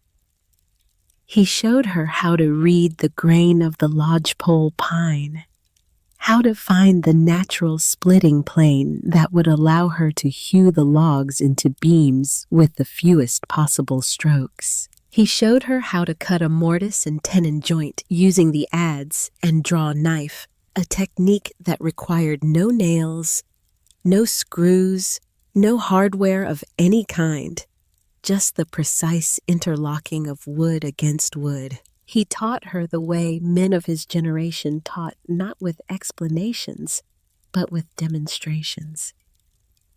He would pick up a piece of wood, turn it in his hands until he found what he was looking for, and then make a single cut that revealed the principle more clearly than any textbook could have described it. When she made a mistake, he did not correct her with words. He simply picked up the piece, showed her the error with a tap of his finger on the floor, and handed it back. It was a language of gesture and silence that required patience from both teacher and student, and Elara found herself learning not just the techniques, but the philosophy behind them, a way of working that respected the material and the process, and the long, slow accumulation of skill that no shortcut could replace. He came every few days after that, always arriving silently, always leaving before dark. He never entered the cellar. He never read the journal. He never asked about Maeve beyond that single devastating confession. He simply appeared, offered a piece of knowledge or a correction to her technique, and then dissolved back into the forest like a man who had spent so long in the woods that he had become in some essential way a part of them. The work on the roof frame began in the 5th week. With the adze and the draw knife, the transformation was dramatic. Where before she had been hacking at logs with a hand axe, producing rough, splintered beams that barely held together, she was now shaping timber with a precision that surprised her. The adze bit into the wood with a clean, satisfying crunch, peeling away curls of fragrant pine that caught the light like shavings of gold. The smell of fresh-cut pine filled the air around the pit, a sharp, clean scent that cut through the ever-present sulfur and reminded her of Christmas mornings of Rowan bringing in the tree of the sawdust that clung to his flannel shirts. She breathed it in and let it hurt and kept working. The pain of memory was becoming like the pain of labor, something she could carry without being crushed by it. Harlan appeared more frequently during this phase, drawn by the sound of the adze, the way a retired musician might be drawn by the sound of an instrument played in an adjacent room. He would stand at the edge of the clearing and watch her work, his head tilted slightly to one side, his pale eyes tracking the angle of each stroke. When she made an error, he would step forward, take the adze from her hands without asking, and make a single corrective cut that demonstrated the principle more clearly than any lecture. "Look at the grain," he said once, one of the longest sentences he ever spoke to her. "The wood will tell you where it wants to be cut. Your job is to listen." She listened. She learned the difference between cutting with the grain, which produced clean, smooth surfaces, and cutting against it, which produced ragged tears that weakened the wood. She learned to read the subtle variations in color and texture that indicated knots, stress points, and the invisible internal tensions that could cause a beam to warp or split if not accounted for. She learned these things the way Harlan had learned them, not from books, but from wood, from the endless repetition of cut and examine, the slow accumulation of understanding that comes only from direct physical engagement with the material. She shaped the joints according to Maeve's drawings, angled rafters that would form the steep earth-covered north slope and the gentler south-facing slope of glass. She assembled the frame on the ground beside the pit, fitting the joints together. Dry, adjusting, disassembling, and fitting again until each connection was tight and true. It was the most intellectually demanding work she had done so far, a three-dimensional puzzle that required her to hold the entire structure in her mind while working on each individual piece. She found herself dreaming about joints and angles, waking in the night with solutions to problems she had not consciously been working on. The glass was the hardest part. Maeve's design called for a glazed south-facing roof, and Alara had neither the money nor the means to buy new glass. She walked the 12 miles to the town of Drummond at the mouth of the valley, a journey that took an entire day in each direction, and traded the only thing of value she had left, a silver locket that had belonged to her mother, for a stack of old window sashes salvaged from a demolished farmhouse. They were mismatched in size and clouded with age, but they were glass and they were intact. She carried them back on her shoulders one at a time, each trip a day-long ordeal of careful, agonizing transport over rough terrain. One crack, one stumble, one moment of carelessness, and hours of work would shatter in her hands. She made 4 trips in 8 days, and by the end of the last trip, her shoulders were raw and bleeding beneath the improvised padding she had fashioned from strips of burlap. On the 3rd trip, she slipped on a patch of loose scree halfway up the mountain, and the sash on her back swung sideways and struck a boulder with a sound that stopped her heart. She stood motionless for a full minute, afraid to breathe, afraid to look. When she finally reached back and ran her fingers across the glass, it was intact. She pressed her forehead against the cool, clouded surface and felt a gratitude so intense it bordered on reverence. Colton came back on a Tuesday afternoon, the last day of October. He brought the same 2 ranchers, and this time he brought 2 more. A small audience assembled to witness the updated spectacle of the widow's madness. They stood on the ridge above and looked down at the pit, which was now fully excavated, its walls lined with carefully fitted stone. Its floor, the exposed bedrock through which the faint, steady warmth of the earth's interior rose like breath. They looked at the timber frame laid out beside the pit, its joints clean and precise. They looked at the stacks of window sashes carefully wrapped in cloth. They looked at Ilara, who was standing in the pit with the adze in her hand, shaping the last of the wall cap stones. They looked, and for the first time, something other than amusement crossed their faces. It was not respect, not yet. It was the uneasy recognition that what they were looking at was not what they had expected to find. They had come to see a breakdown, a collapse, the final confirmation of a story they had already written in their minds. Instead, they saw a construction site. Rough, improvised, built by a single pair of hands working with salvage tools, but unmistakably a construction site. There was a plan here. There was progress. Colton felt the shift in the men beside him and moved quickly to re-establish the narrative.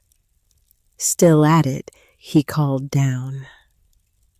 His voice was louder than before, the volume compensating for the confidence he was working to maintain. Winter is 2 weeks out, Ilara. You planning to roof that thing with willpower? He laughed. The men beside him laughed, but the sound was different now. Thinner, less certain. Ilara did not look up. She kept working the adze, rising and falling in its steady rhythm, and Colton and his men stood on the ridge for a few more minutes, and then turned and walked away, their silence on the return trip, saying more than their laughter had on the way up. That silence cost Ilara more than their mockery. Mockery she could use. It was fuel, a crude and dirty burning fuel, but fuel nonetheless. Silence was different. Silence was the sound of people who had looked at what she was doing and concluded that it was not worth the energy of an opinion. Silence was erasure. That night, as the first week of November began and the temperature dropped below freezing for the first time that season, she did not sleep. She lay in the cellar and stared at the darkness above her and felt the doubt settle over her like a second layer of cold one that the dragon's breath could not reach. 6 days. She had 6 days until the first major snowfall, according to Harlan, who read the weather the way other people read newspapers, with casual fluency and complete confidence. 6 days to raise the roof frame, install the glass, and pile the insulating earth over the north wall. 6 days to complete a job that by any reasonable estimation required at least 3 weeks. She closed her eyes and did the math one more time. The ridge beam weighed roughly 400 pounds. She would need to raise it 8 feet in the air and set it into the notches she had cut in the end posts. She would need to do this alone, without a crane, without a hoist, without even a second pair of hands to steady the timber as it rose. The math did not work. The physics did not work. The timeline did not work. Nothing worked except the warmth coming up through the floor and the fading memory of Maeve's voice in the journal, saying that the earth itself was an ally if you knew how to ask for its help. She began before dawn. She built a ramp of packed earth and stone against the south wall of the pit, angling it from the floor to the top of the wall, a rise of 8 feet over a horizontal distance of about 12. She built it the way she had built everything else, one stone at a time, one shovelful of earth at a time, tamping each layer flat before adding the next. The ramp took the entire first day. By the time it was done, her arms were shaking so badly she could barely lift the canteen to her lips. But the ramp was solid. She jumped on it, stomped on it, rolled the heaviest stone she could find down its length. It held. The next morning, she began to move the ridge beam. She had positioned it at the base of the ramp the night before, one end resting on a fulcrum made of stacked flat stones. Using a lever, a 10-foot sapling she had cut and trimmed, she lifted one end of the beam onto a roller, a smooth, round log about 6 inches in diameter. Then she moved to the other end and repeated the process. With the beam resting on 2 rollers, she could push it up the ramp. The friction was still enormous, 400 pounds of dense lodgepole pine grinding against packed earth. But it moved. Inches at a time, it moved. She pushed from behind her boots, digging into the ramp, her thighs burning her back, screaming, the tendons in her neck standing out like cables. When the beam reached a roller, she had to stop, reposition it in front of the beam, and start pushing again. It took 9 hours. 9 hours of the most physically demanding work she had ever done, surpassing even the worst days of excavation. By the time the beam reached the top of the ramp, and she had levered it sideways into the notches of the end posts, the light was failing, and her body was a single, unified expression of exhaustion. She sat on the wall of the pit and looked at the ridge beam, this massive spine of timber that would hold the entire roof, and she wept. Not from sadness, not from relief, from something that had no name, some emotion that lived in the territory between triumph and surrender. A feeling that was both the most powerful thing she had ever experienced and the most fragile, as if it might shatter if she tried to hold it too tightly. The next 3 days were a blur of desperate, feverish work. She raised the rafters, slotting them into the ridge beam and securing them with the mortise and tenon joints she had cut weeks before. She fitted the window sashes into the south-facing slope, sealing the gaps with a mixture of clay and dried moss that she packed into every crack and seam with her fingers. She worked past sunset, past moonrise, past the point where her hands could no longer feel what they were touching, and she had to work by memory alone. On the 4th night, with 2 days left before Harlan's predicted snow, the wind came. It arrived without warning, a sudden violent gust from the northwest that hit the exposed roof frame like a fist. Elara heard the sound before she felt it. A deep, resonant groan of timber under stress, followed by a sharp, explosive crack that split the darkness like a rifle shot. She scrambled out of the cellar and into the wind, which was now a sustained assault, 40 or 50 miles an hour, driving ice crystals that stung her face and blinded her. In the dim light of a half moon, she could see the damage. 2 of the rafters on the north side had snapped at their joints, and a section of the roof frame was sagging inward, the ridge beam still holding. But the structure compromised, listing to one side like a ship taking on water. She stood in the wind and looked at the damage and felt something inside her break. Not a bone, not a muscle, something deeper, some internal structure that had been holding the weight of all her hope and effort and faith, and that now gave way with a sensation she would later describe as the sound of silence falling. It was over.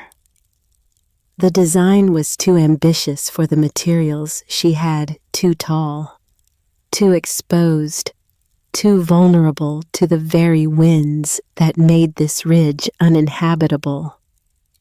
Maeve's original plan had been built for a team of workers with proper materials. Elara was one woman with salvaged wood and stolen glass, and the mountain had just reminded her of the difference. She sank to her knees in the wind. The cold was immediate and total, a predator that had been waiting patiently for this moment. The moment when she stopped moving, stopped fighting, stopped generating the internal heat of effort and purpose. It moved in quickly, finding the gaps in her clothing, the exposed skin of her neck and wrists, the damp patches of sweat that now began to freeze against her body. She could feel the warmth leaving her. Not just the physical warmth, though, that was going too, but the other warmth, the inner warmth that had kept her digging and lifting and pushing for 5 weeks. The warmth that Maeve's journal had kindled in her chest on that first terrible night when she had found it in the cellar. She looked at the broken frame and saw what Colton and the village would see. The final definitive proof that they had been right all along. Elara's folly collapsed and broken just like the woman who built it. It would make a good story. It would make a cautionary tale. It would confirm everything they already believed about the limits of a woman alone. And then in the darkness and the wind and the cold, she heard Maeve's voice. Not literally, not as a hallucination or a ghostly visitation. Just the words from the journal rising up from the place in her memory where she had stored them, clear and precise and absolutely calm. The mountain will test you. It tested me. The first design I built was too tall and the wind took it. I wept for a day. Then I redesigned. Lower, stronger, less glass, more earth. The mountain was not punishing me. It was teaching me. Listen to what it is telling you. Elara opened her eyes. The wind was still howling, The broken rafters were still hanging from the ridge beam like fractured ribs. But something had shifted in her understanding, a rotation so subtle that it changed everything without appearing to change anything at all. The mountain was not her enemy. The wind was not her enemy. They were conditions, parameters, constraints within which a solution existed if she was willing to let go of the solution she had wanted and accept the solution the land was offering. She stood up. She walked to the damaged frame. She looked at it not with the eyes of a woman who had just watched her work destroyed, but with the eyes of an engineer assessing a failed prototype. The failure was not in the concept. The failure was in the execution. The frame was too tall. The angle was too steep. The joints, while well crafted, were designed for a structure that would be protected from the wind, and this ridge offered no such protection. She needed a different design, lower, heavier, more deeply embedded in the earth. A design that did not try to rise above the landscape, but instead sank into it, presenting the minimum possible profile to the wind, while maximizing the thermal contact with the warm rock below. It would mean less glass, less light, less growing space. The original design would have produced enough food for several people. The new design would produce enough for one, maybe two, in a lean season. She would be giving up the abundance that Maeve had envisioned, trading it for the certainty of survival. It was not the choice she wanted. It was the choice the mountain was giving her. She made it without hesitation. The next morning, she began dismantling the damaged section of the roof. She pulled the broken rafters free, salvaged the nails and joints, and restacked the timber for reuse.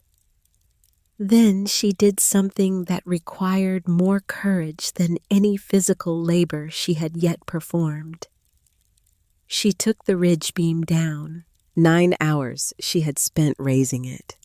She brought it down in 20 minutes, knocking out the support posts and letting it slide down the ramp under its own weight.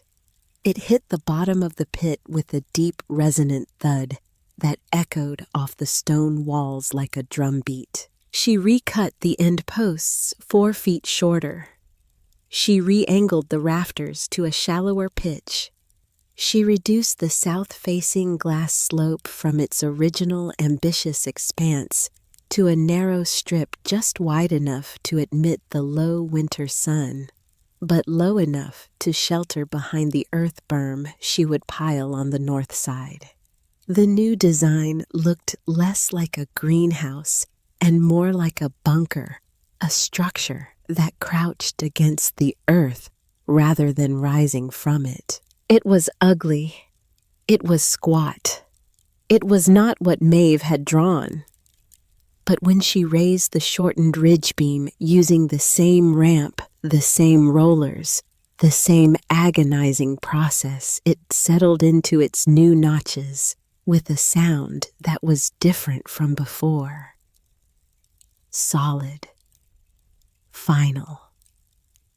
The sound of something that belonged where it was. The wind came again that night, stronger than before, a sustained gale that turned the air white with driven snow. Elara lay in the cellar and listened to it hammer against the new frame, and the frame held. No groaning, no cracking. Just the steady, resonant hum of timber absorbing force and distributing it through joints that were now working with the wind rather than against it. On the fifth day, as she was excavating the floor to lower the foundation by another 18 inches, according to the new design, her spade struck something that was not natural rock. It was flat. It was regular. It was clearly shaped by human hands. She dropped to her knees and brushed the dirt away with her fingers. Beneath the soil was a layer of fitted stone, each piece cut to a uniform size and laid in a precise interlocking pattern. It was foundation work unmistakable and unmistakably old. The stones were darkened with age, their surfaces smooth with the patina of decades, but the craftsmanship was extraordinary, each joint tight and true. The kind of work that required not just skill, but patience. The willingness to shape each stone to fit its neighbors perfectly. Maeve had been here before her, not just in theory, not just in the pages of a journal, but here physically, on this exact spot. She had begun building the buried hearth. She had laid this foundation stone by stone with the same hands that had written the journal, with the same vision that had produced the drawings, with the same stubborn, luminous refusal to accept that this land was worthless. She had not finished. Something had stopped her. Death, perhaps, or illness, or simply the overwhelming weight of doing it alone year after year, with no one to share the work or the vision. But she had started. She had laid the groundwork, literally, for someone who would come after. 2 women, the same pit, 70 years apart. Elara knelt on the ancient stones. They were warm. The dragon's breath was rising through them just as it rose through the surrounding rock. But there was something different about the warmth that came through Maeve's stones. It felt intentional, curated, as if Maeve had chosen these particular stones, not just for their size and shape, but for their thermal properties, their ability to absorb and radiate the earth's warmth with maximum efficiency. Their hands had touched the same stones, shaped the same earth, breathed the same sulfurous air. Maeve had not finished the work. Elara was not starting it. She was continuing it. She was completing a conversation that had been interrupted by time and death and the brutal indifference of a world that did not value what either of them had to offer. She was not building alone. She had never been building alone. The tears came, then sudden and hot cutting channels through the dirt on her face. She did not try to stop them.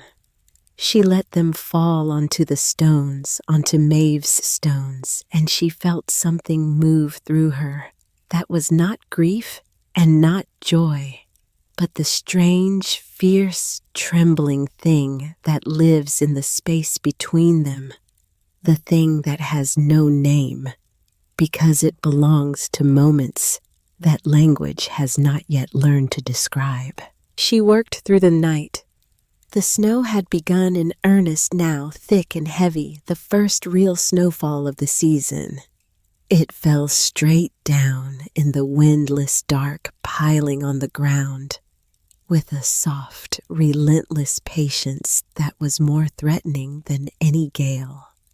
This was the snow that would bury the valley, that would seal the roads and silence the streams and transform the landscape into a featureless white void. This was the snow she had been racing against for 6 weeks. She fitted the last window sashes into the frame by the light of a lantern made from a tin can and a candle, her numb fingers fumbling with the clay sealant, pressing it into every gap, every crack, every joint, where cold air might find its way in. She worked with the desperate precision of a surgeon in a field hospital, knowing that every imperfection, every missed gap, every poorly sealed joint would cost her heat. And heat was now the only currency that mattered. Then she began the final crucial work. She piled the excavated earth and stone against the north wall, and over the northern half of the roof, building it up layer by layer, tamping each layer flat, creating a thick, dense blanket of earth that would insulate the structure from above and from the north. The snow helped.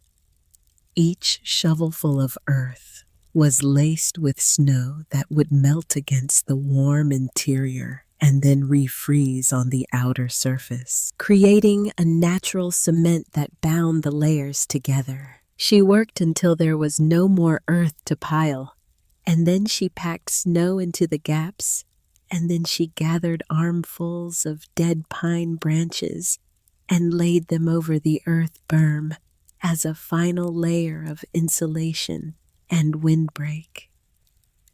She worked past midnight, past the point of exhaustion, past the point where her body was operating on anything other than the blind animal determination to finish. When it was done, she crawled through the low entrance she had framed with flat stones, pulled the heavy canvas flap she had sewn from salvaged burlap across the opening, and stood in the darkness of her creation. The silence was the first thing.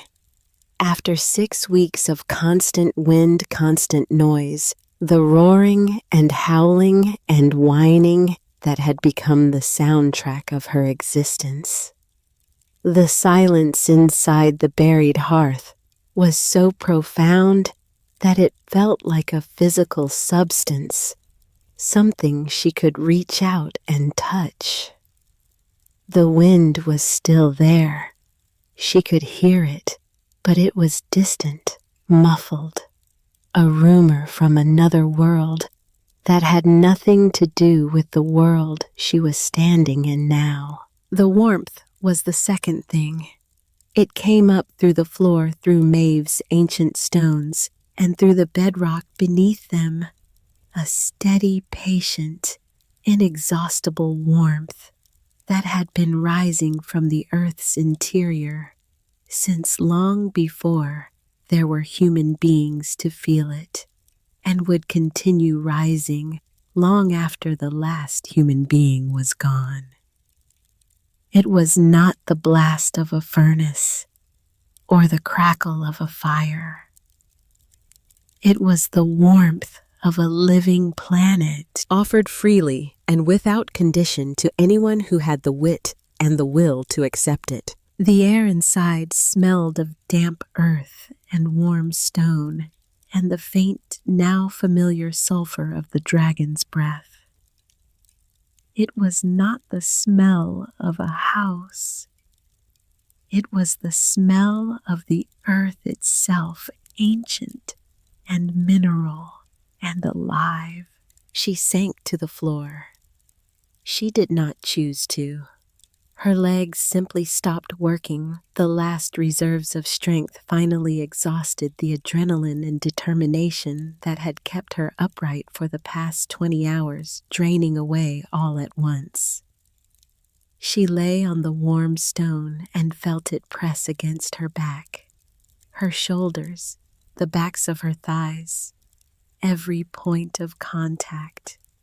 A small miracle of heat transfer the earth's warmth flowing into her cold body with the patient, undemanding generosity of something that has been warm for 4 billion years and sees no reason to stop. It worked. The buried hearth worked. She lay there in the darkness and felt the tears come again, sliding down her temples and into her hair, pooling in the hollows of her collarbones. She was crying for everything at once, and for nothing in particular, for Rowan and for Maeve and for herself, for the house she had lost and the home she had found, for the 6 weeks of agony and the single moment of grace that made all of it, every blister and every bruise and every sleepless night and every moment of doubt, worth the price she had paid. Above her, through the narrow strip of glass in the south-facing roof, she could see the snow falling against the dark sky, each flake catching the faint light of the stars before disappearing into the white accumulation on the glass. It was beautiful.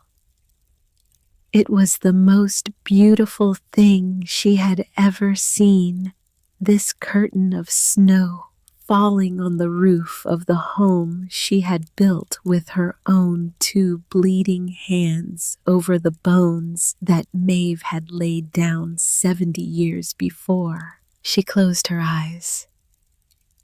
The warm stone held her. The earth breathed its ancient breath.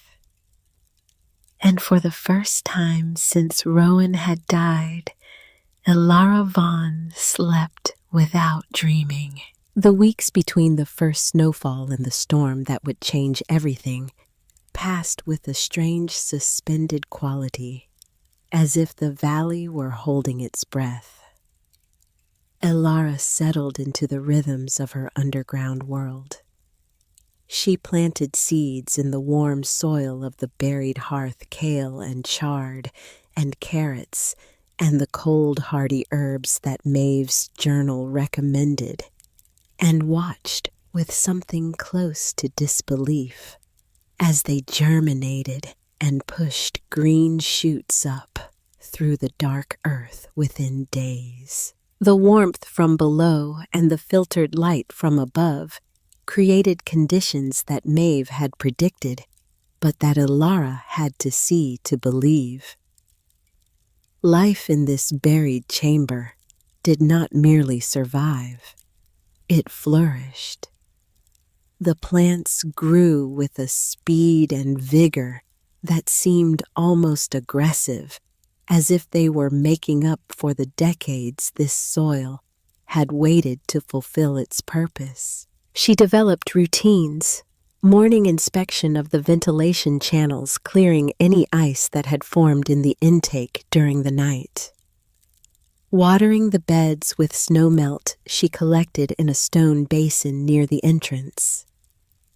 Tending the plants, thinning the seedlings, monitoring the soil temperature with her hands.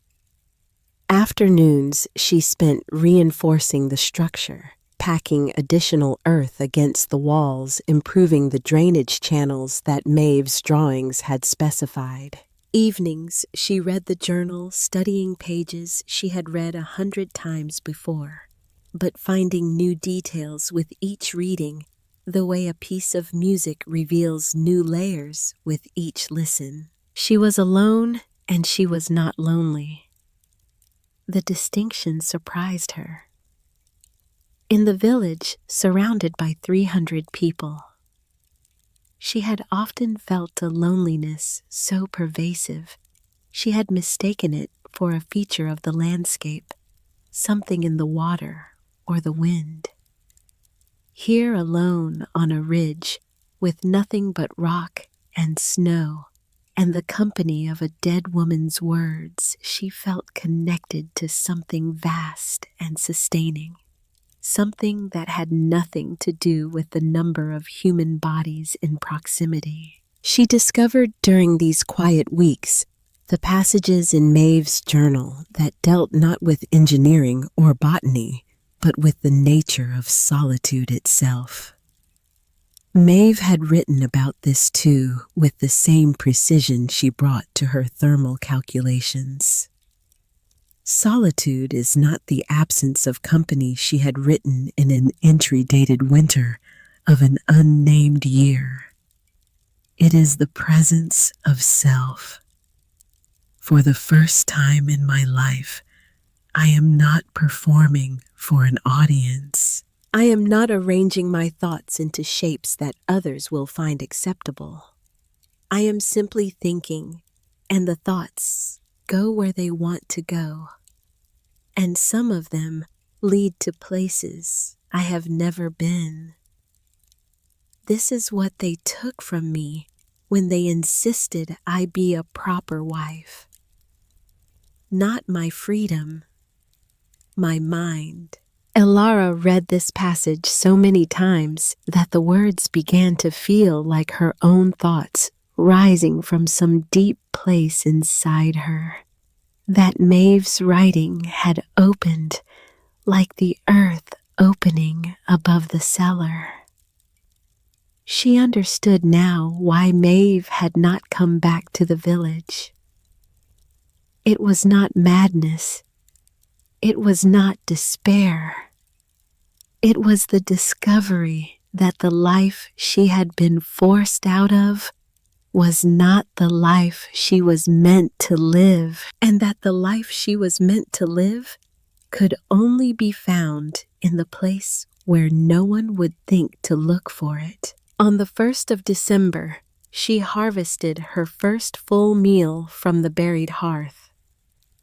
It was not much by any objective standard, a handful of kale leaves and a few sprigs of herbs.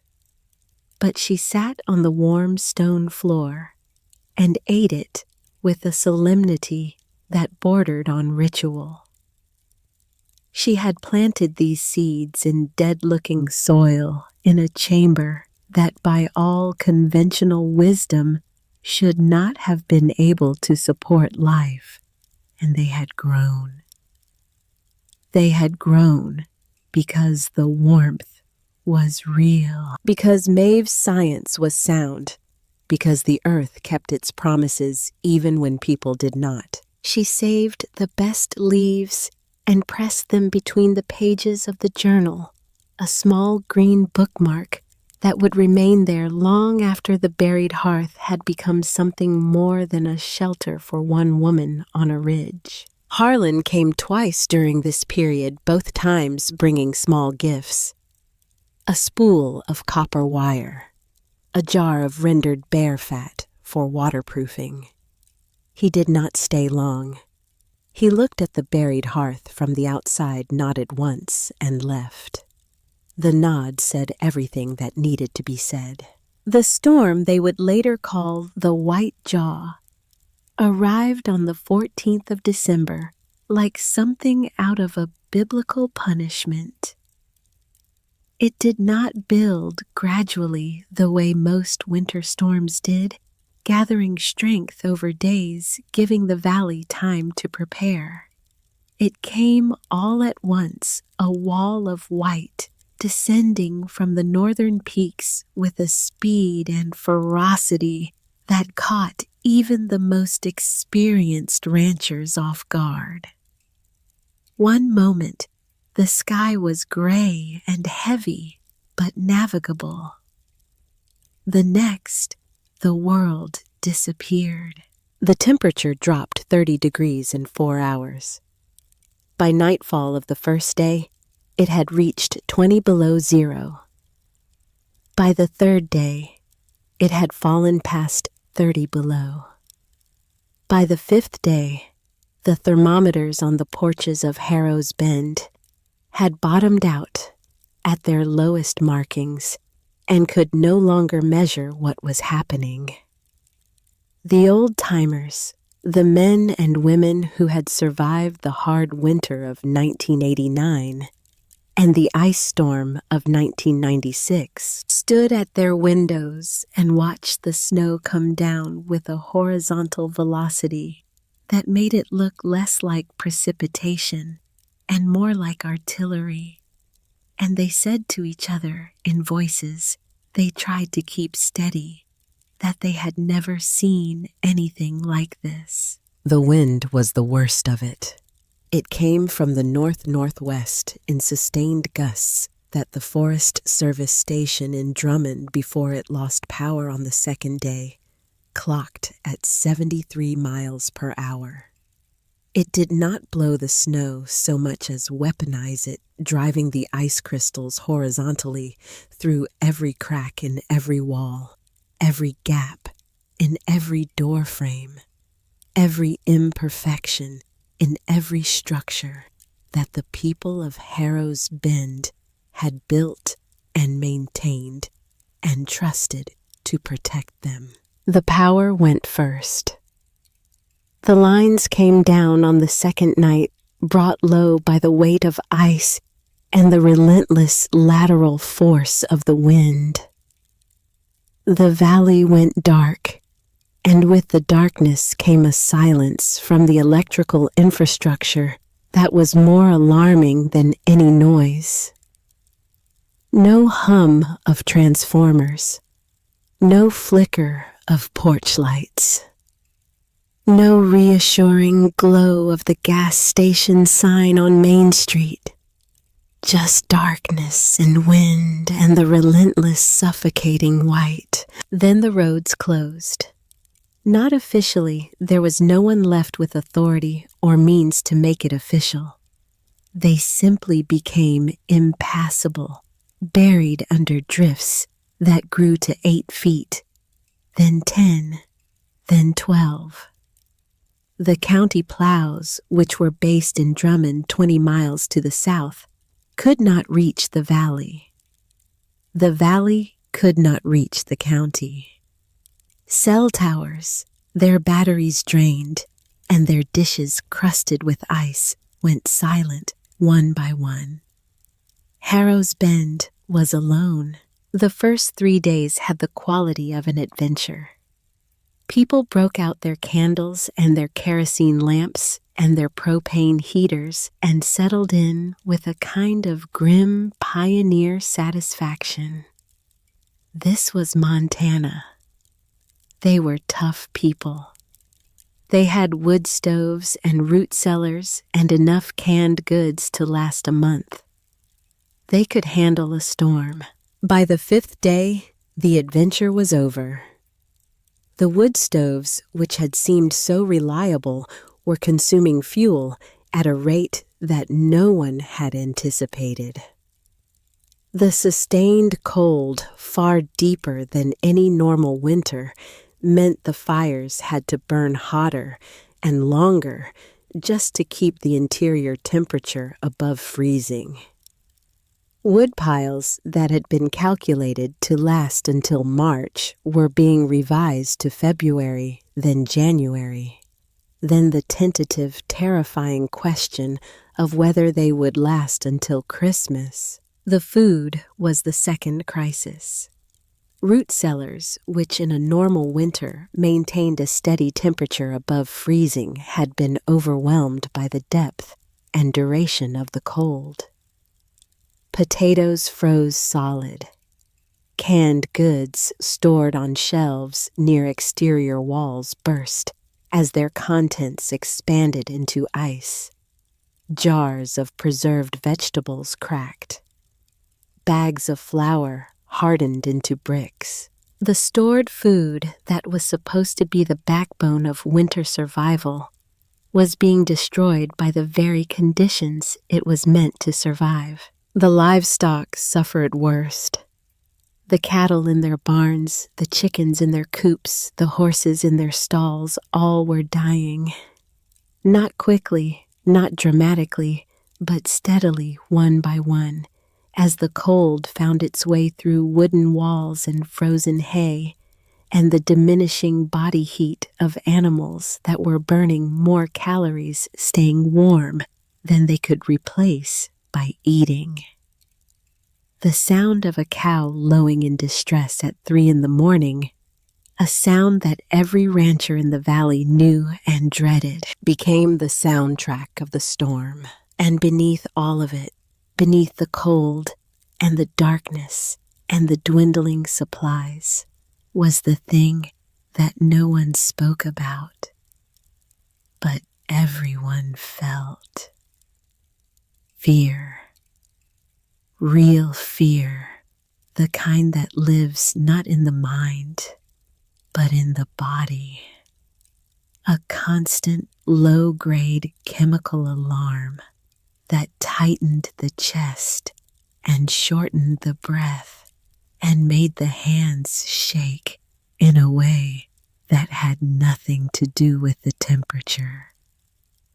They were afraid because they were beginning to understand that the systems they had built their lives around, the systems of supply and storage and infrastructure and mutual dependence that constituted civilization in the Flint Creek Valley, were failing.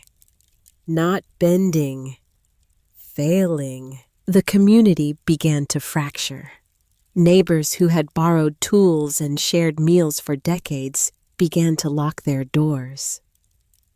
Accusations of hoarding surfaced, whispered at first, and then spoken aloud. The Erickson family, who had the largest woodpile in the village, found footprints in the snow outside their woodshed one morning and began sleeping in shifts to guard it. The Methodists and the Lutherans, whose rivalry had always been a source of gentle, affectionate humor, discovered that the humor evaporated when the stakes were real. Colton Vaughn, who had the largest stores of any household in Harrow's Bend, sealed his doors. He had food. He had fuel. He had a generator with enough diesel to run it for a week if he rationed carefully.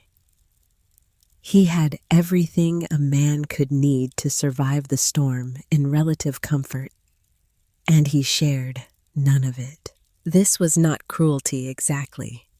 It was calculation. Colton's mind worked in terms of assets and liabilities, supply and demand, the cold arithmetic of scarcity.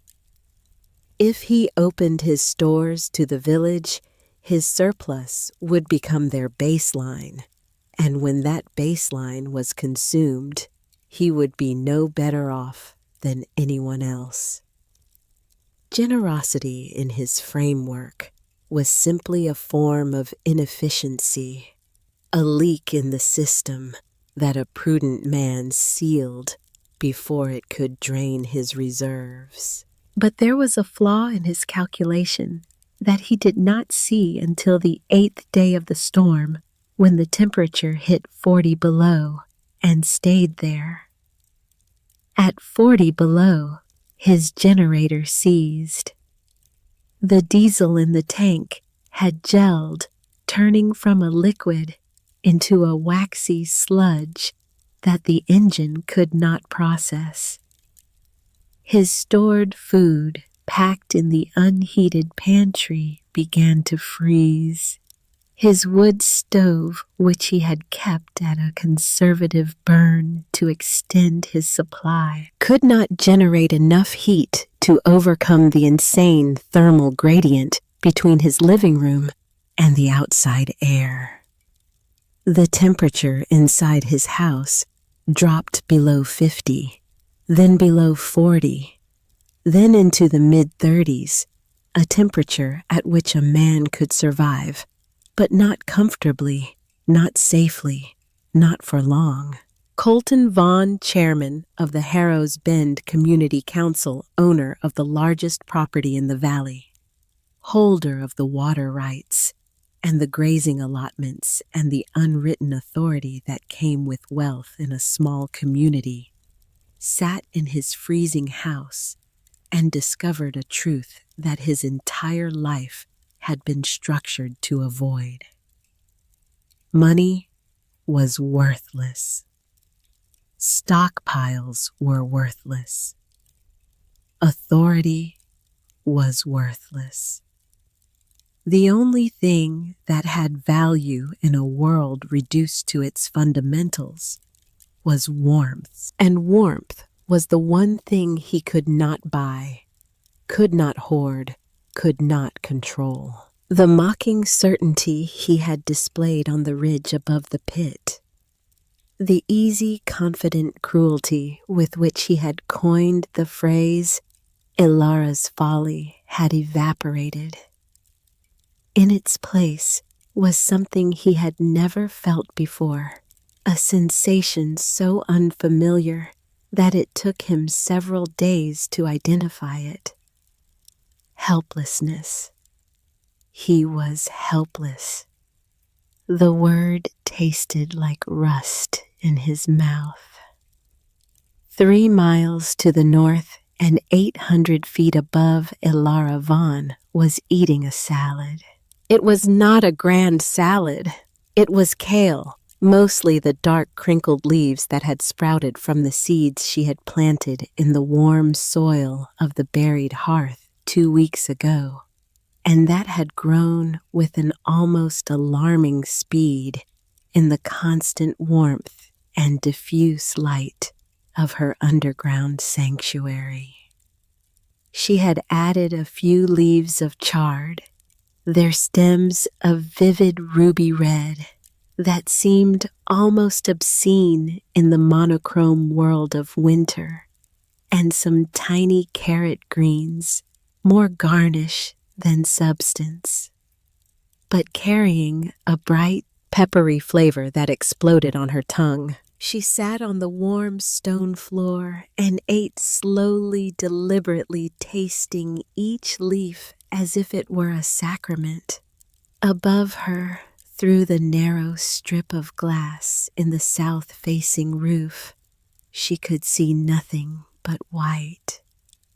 The snow had buried the glass to a depth of several feet, but rather than blocking the light entirely, it filtered it, transforming the harsh winter sun into a soft, diffuse glow that filled the interior of the buried hearth with a quality of light that reminded her of being inside a church.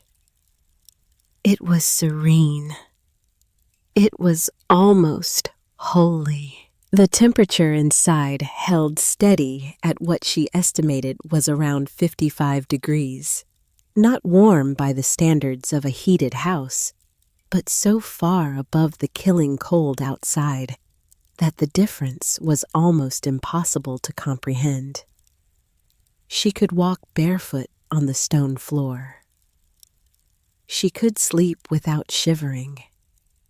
She could sit still without feeling the cold creep into her joints and stiffen her muscles. The snow, which she had feared as an enemy, had turned out to be the final crucial element of Maeve's design. It was the insulation that Maeve had planned for the perfect thermal blanket that sealed the buried hearth from the outside air and trapped the geothermal warmth with an efficiency that no man-made material could match. The deeper the snow piled, the warmer the interior became. The storm which was destroying the village below was perfecting her shelter. She could hear the wind, sometimes a distant muffled howling that sounded like it was coming from another planet. It had nothing to do with her.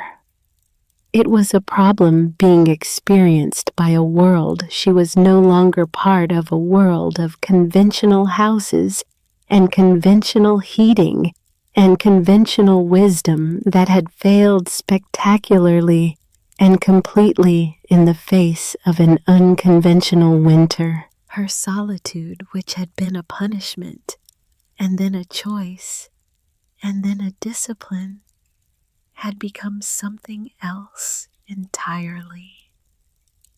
It had become a state of grace, a profound and peaceful aloneness that was not loneliness, but its opposite, a condition of being so completely present in her own life, so fully inhabiting her own body and her own creation that the absence of other people was not a void, but a fullness. She read Maeve's journal by the light that filtered through the snow-covered glass, absorbing not just the technical knowledge, but the woman herself, her dry humor, her fierce intelligence, her deep and unshakable love for the natural world.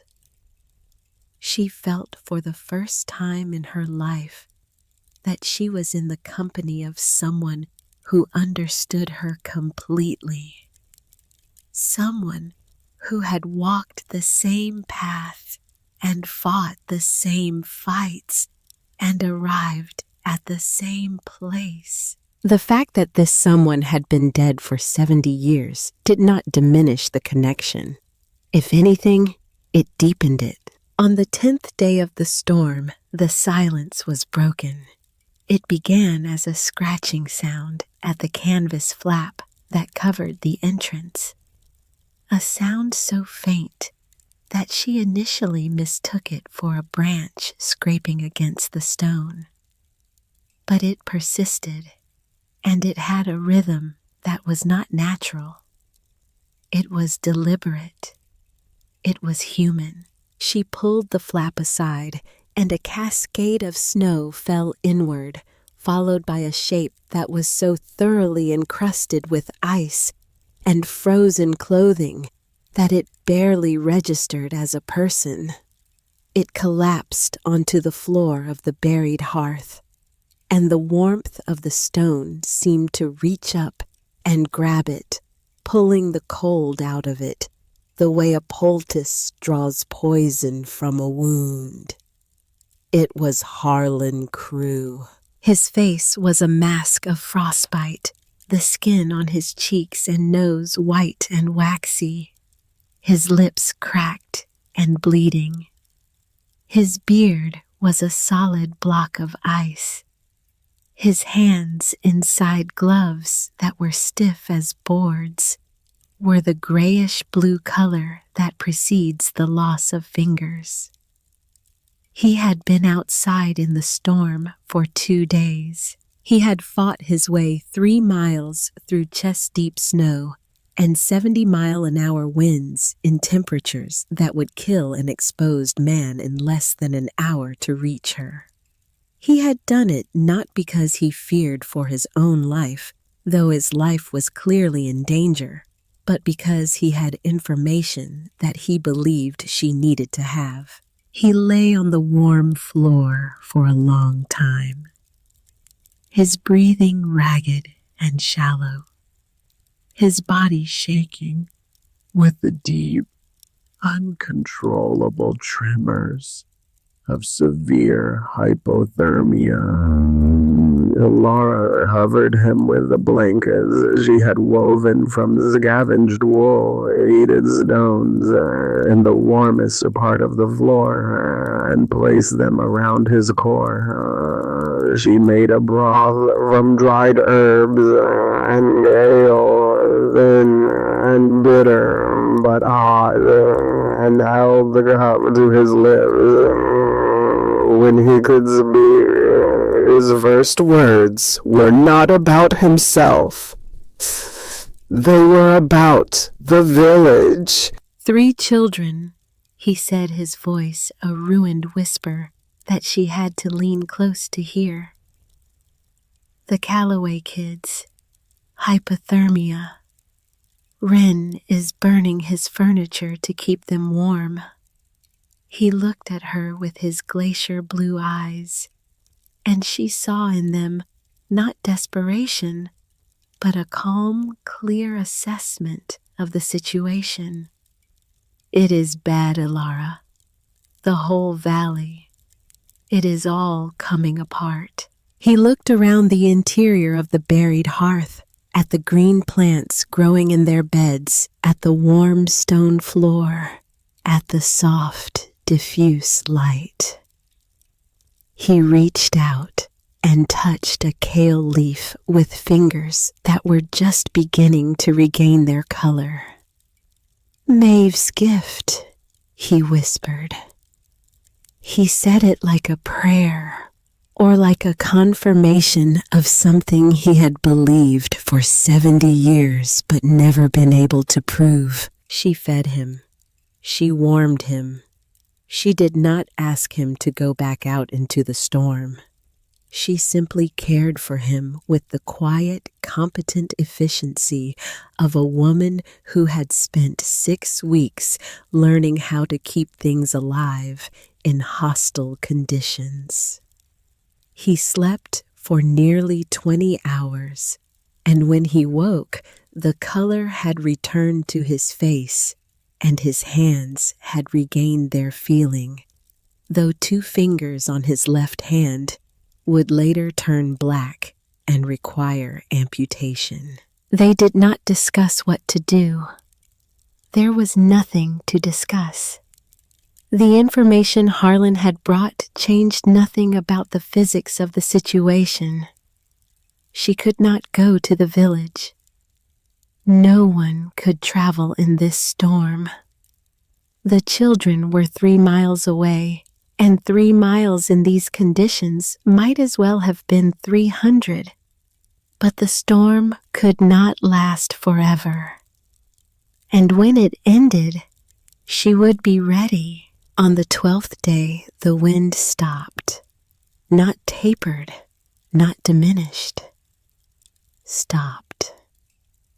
The silence that followed was so sudden and so complete that Alara woke from a light sleep with her heart pounding, convinced that something terrible had happened. She pushed aside the canvas flap and dug upward through 4 feet of packed snow until her hand broke through into open air, and she felt for the first time in almost 2 weeks the sun on her skin. The world she emerged into was not the world she had left. It was a landscape so thoroughly transformed that familiar landmarks had simply ceased to exist. The valley was a smooth, featureless expanse of white. The contours of the land erased the roads and fences and fence posts, and mailboxes buried the houses, reduced to small, dark shapes, hunched beneath enormous white mounds. The trees that had not been broken by the wind were bent under loads of snow that distorted them into strange, organic shapes like sculptures made by an artist with a taste for the grotesque. The silence was absolute. No bird song, no wind, no mechanical sound of any kind.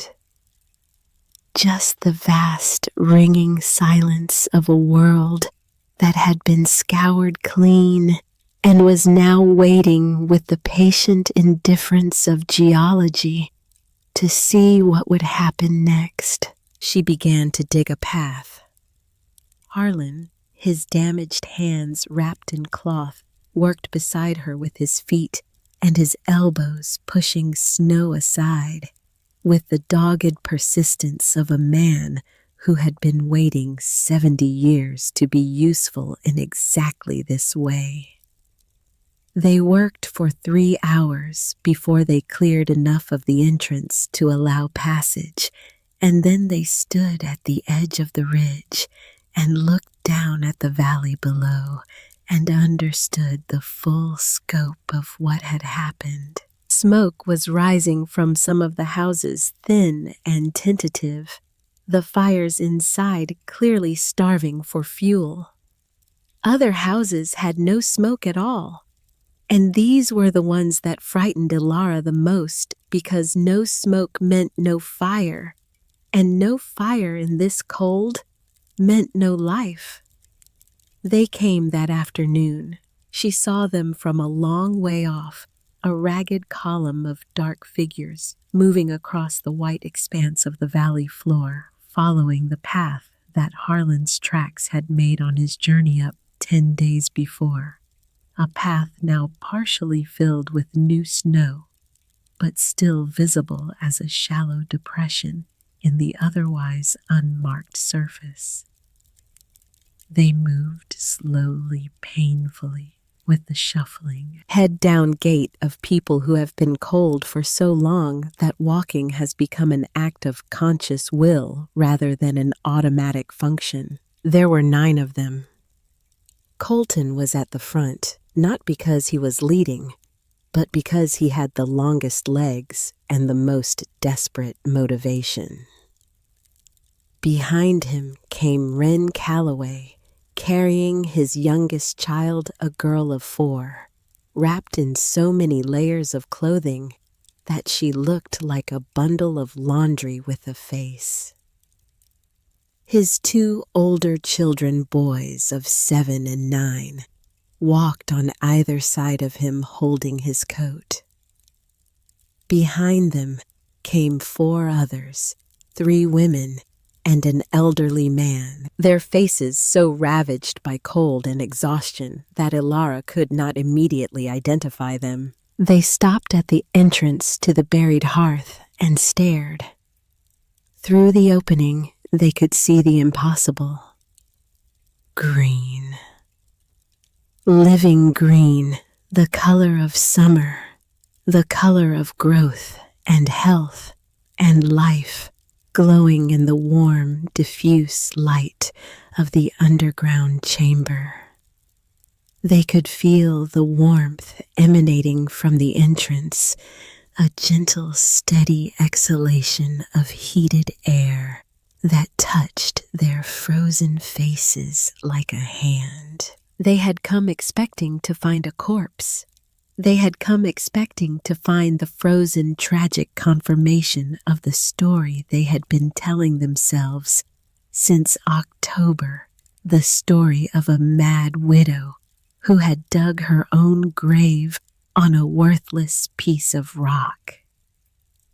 Instead, they found an oasis, a garden, a living, breathing space of warmth and light in the middle of the worst winter in living memory. They looked at Ilara and did not recognize her, not because she had changed physically, although she had her body lean and hard, her face weathered, her hands calloused and capable. They did not recognize her because the woman they were looking at did not correspond to any category they had for her. She was not the quiet, deferential wife of Rowan Vaughn. She was not the pitiable widow cast out by her brother-in-law. She was not the mad woman of Devil's Knuckle, the cautionary tale, the folly. She was something they had no name for. A woman standing in the entrance of a home she had built with her own hands, surrounded by growing things warm and fed and alive, looking at them with an expression that contained no triumph and no anger and no pity. Only a calm, steady competence that was more intimidating than any display of emotion could have been. Colton was the first to speak. His voice cracked on the first syllable, and he had to start again. "Ilara," he said. The name sounded strange in his mouth, as if he were learning to pronounce a word from a foreign language. "Our food is frozen. The children are sick with cold. We have no more wood." He paused, and in the pause something shifted in his posture. His shoulders squared, his chin lifted. The old reflexes, the instinct to command, reasserted themselves, even here, even now. even standing at the door of the woman he had dispossessed. As chairman of the community council, he said, his voice finding a register of authority that sounded rehearsed, even in extremis. I am invoking emergency resource provisions. This structure and its contents are hereby designated as a community resource for the duration of the crisis.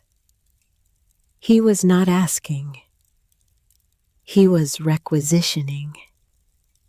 He was attempting to take ownership of the buried hearth, the same way he had taken ownership of her house, by wrapping his appropriation in the language of legitimacy. The other villagers shifted behind him. Some looked uncomfortable. Others looked relieved that someone was taking charge, even if the charge being taken was transparently unjust.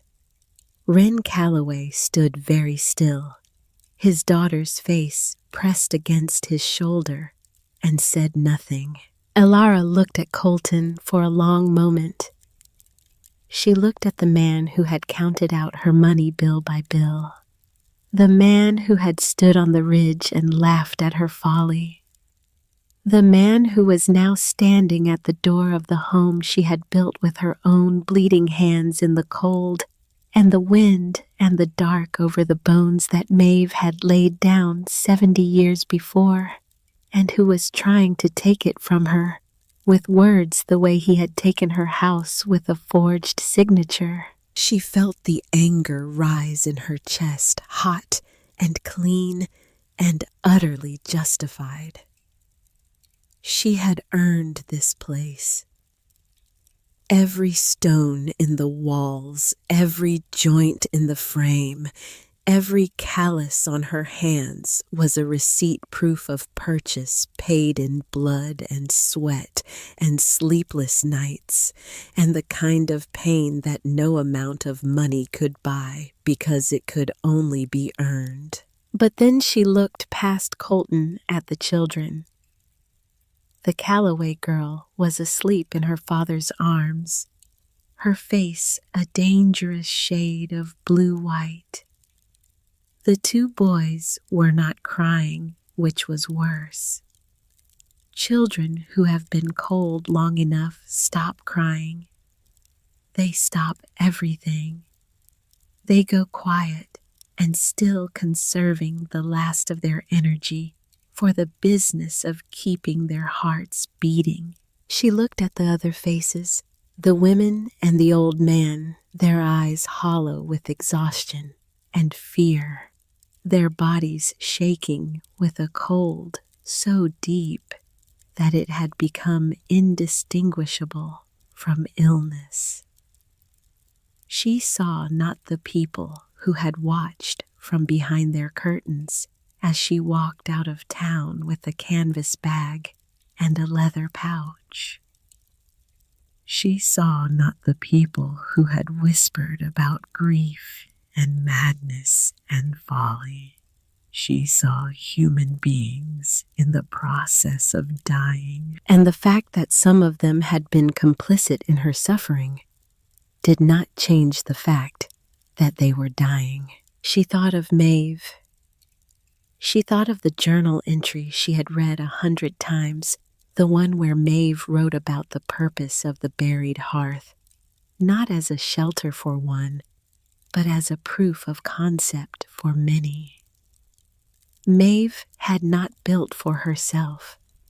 She had built to demonstrate that it could be done, that the earth's warmth was available to anyone willing to dig for it, that the land they called cursed was in fact the most blessed piece of ground in the entire valley. If Elara turned them away, she would survive.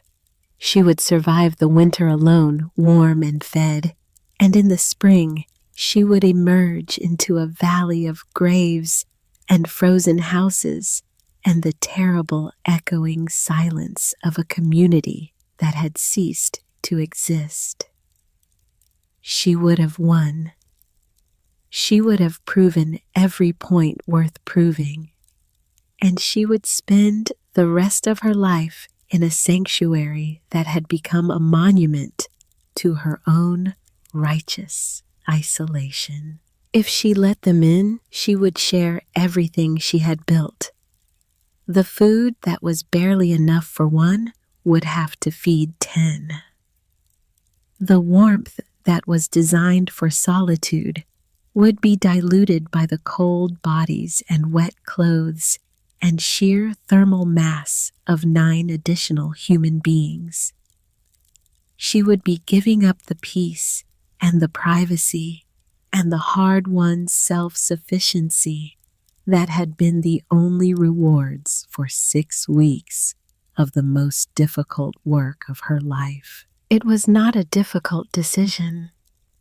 It was the easiest decision she had ever made, because Elara understood something that Colton, for all his wealth and authority, had never grasped. The value of a thing is not determined by how tightly you hold it. It is determined by what happens when you let it go. But she would not let him take it. "You can come in," she said. Her voice was even-pitched at the same level she might have used to invite a neighbor for coffee. "There is room. There is warmth. But this is my house, Colton. My rules. Not the council's. Not yours. Mine." She held his gaze, and in that gaze was everything she had become in the 6 weeks since he had put a leather pouch in her hands and closed a door behind her.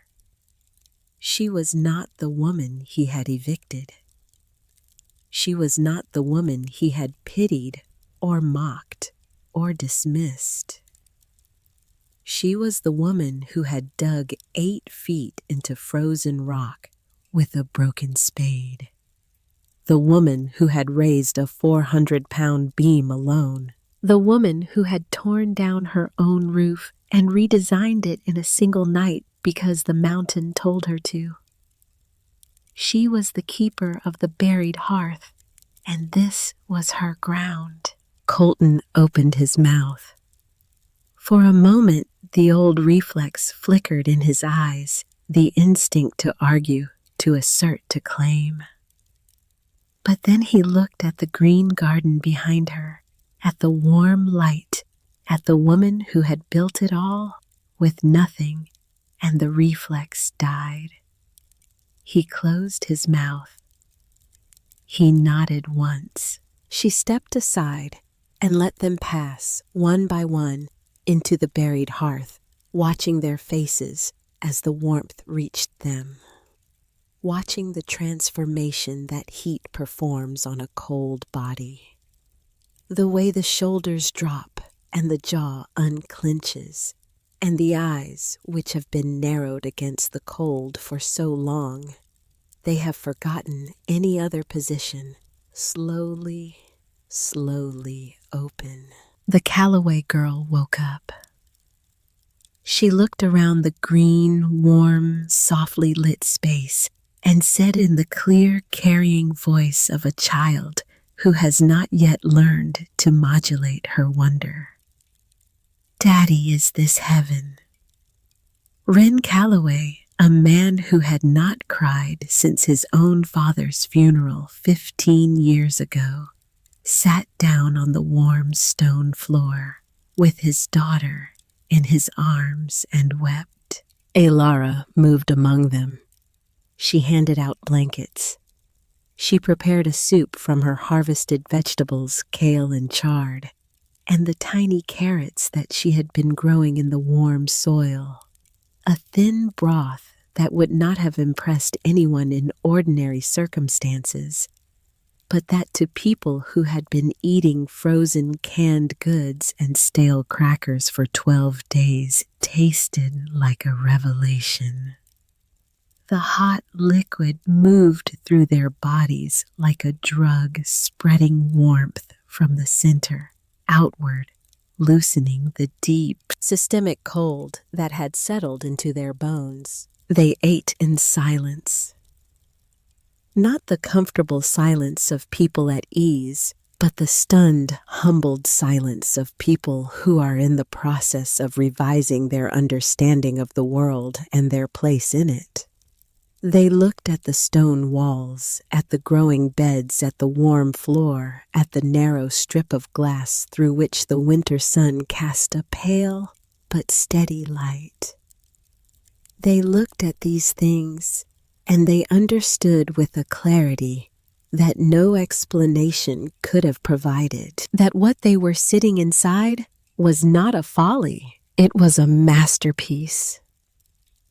Colton tried to reassert himself. It was instinctive, the reflex of a man who had spent his entire adult life at the top of a hierarchy and who could not even in extremis relinquish the habit of command. He began to organize the space, directing people where to sit, suggesting a rotation for sleeping, proposing a rationing system for the food, his voice carrying the familiar tone of a man accustomed to having his suggestions treated as instructions. Elara let him talk.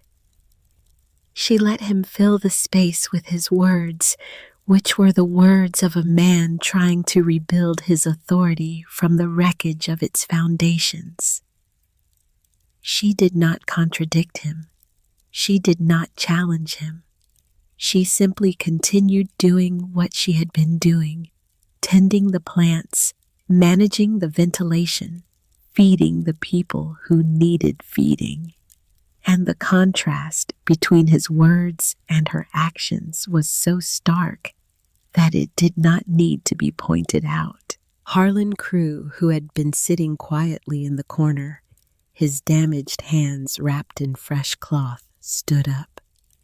He did not speak. He simply walked across the room and stood beside Elara. His meaning was clear to everyone in the chamber. He was with her. This was her place, her work, her authority. The other villagers watched this, and something shifted in the room. Not suddenly, not dramatically, but with the slow tectonic certainty of a change that has been building for a long time and only now finds its surface expression. They looked at Colton with his loud voice and his empty hands. They looked at Elara with her quiet competence and her garden of impossible green. The calculation was simple. Who had saved them? Who was keeping them alive right now? Whose knowledge and whose labor and whose stubborn, defiant refusal to give up was the reason they were sitting in warmth instead of freezing in darkness. Ren Calloway spoke. He was not an eloquent man. He was a rancher who measured his words the way he measured fence posts, carefully and with an eye towards structural integrity. "Be quiet, Colton," he said. His voice was flat, uninflected, the voice of a man stating a fact rather than issuing a challenge. "We would be dead without her. This is her place. We follow her rules." Colton opened his mouth, then he closed it. He looked around the room at the faces of the people he had once led and saw in them something that he had never seen before. Not hostility, not anger, just a quiet final withdrawal of consent. They were not rejecting him. They were simply choosing someone else. He sat down. The sound of a man's authority collapsing made no noise at all. For the next 5 days, the buried hearth became an ark. It was crowded and loud, the air thick with the smell of unwashed bodies and damp wool. The floor a patchwork of sleeping forms and personal belongings. Privacy was non-existent. Tempers frayed. Children cried. The food stretched to feed 10 people instead of 1 dwindled alarmingly. But it held. The warmth held. The structure held. The plants, though harvested almost to their roots, continued to grow, pushing new green shoots up through the dark soil with a persistence that seemed almost willful. And Ilara held. She moved among them like a woman who had been doing this her entire life, managing the ventilation system, adjusting the canvas flap to regulate airflow, monitoring the temperature of the floor and the walls. With her hands reading the subtle signs that Maeve's journal had taught her to recognize, the slight change in humidity that meant the lung was working efficiently, the faint shift in the sulfur smell that meant the thermal flow from the fissure was strong and steady. She was not just feeding them, she was teaching them. She showed them how the ventilation worked, how the cold air entered through the low intake, was warmed by the rock, and rose through the chamber in a continuous, self-sustaining circulation. She showed them how the earth walls stored heat during the day and released it at night, maintaining a stable temperature without any external energy source. She showed them the journal, Maeve's drawings and calculations and notes, and watched their faces as they began to understand the intelligence that had gone into this place. The Callaway boys were the first converts. Children have no investment in the adult hierarchy of knowledge and no reason to resist a new way of seeing the world.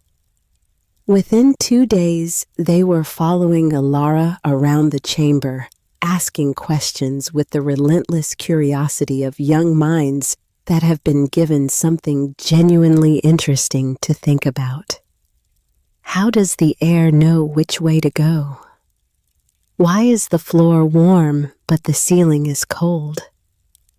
Can plants really grow without sunshine? She answered them patiently, using the language of Maeve's journal, and watched as they absorbed the principles of thermodynamics and botany and geology with the effortless speed of children who do not yet know that these subjects are supposed to be difficult. The older Callaway boy, whose name was Thomas, took to drawing diagrams of the ventilation system on the smooth stone wall with a piece of charcoal, adding arrows and labels in his careful 9-year-old handwriting.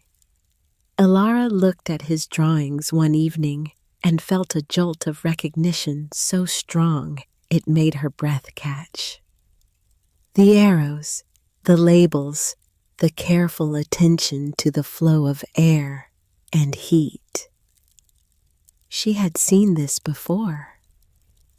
She had seen it on the first page of Maeve's journal. The boy was drawing the way Maeve drew, not because he had studied her technique, but because the mind that understood these things naturally expressed them in the same visual language, separated by 70 years and 2 generations. She did not say this to the boy.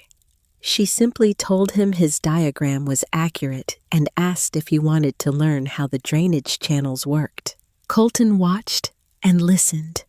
He did not participate at first. He sat apart, his face a mask of controlled blankness that hid a turmoil she could only guess at. But on the third day, she noticed him studying the ventilation channels, tracing the path of the air with his eyes, his brow furrowed in concentration. On the fourth day, she saw him running his hand along the stone wall, feeling the warmth, testing the joints with his fingers, pressing against the stones the way a man presses against something he is trying to understand from the inside out. On the fifth day, without being asked, he began to clear debris from the intake vent, working quietly and methodically, his hands doing the work while his mind, she suspected, was doing something far more difficult. He was rebuilding himself.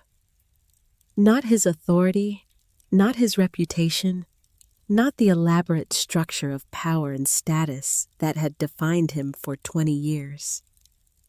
He was rebuilding something more fundamental than that.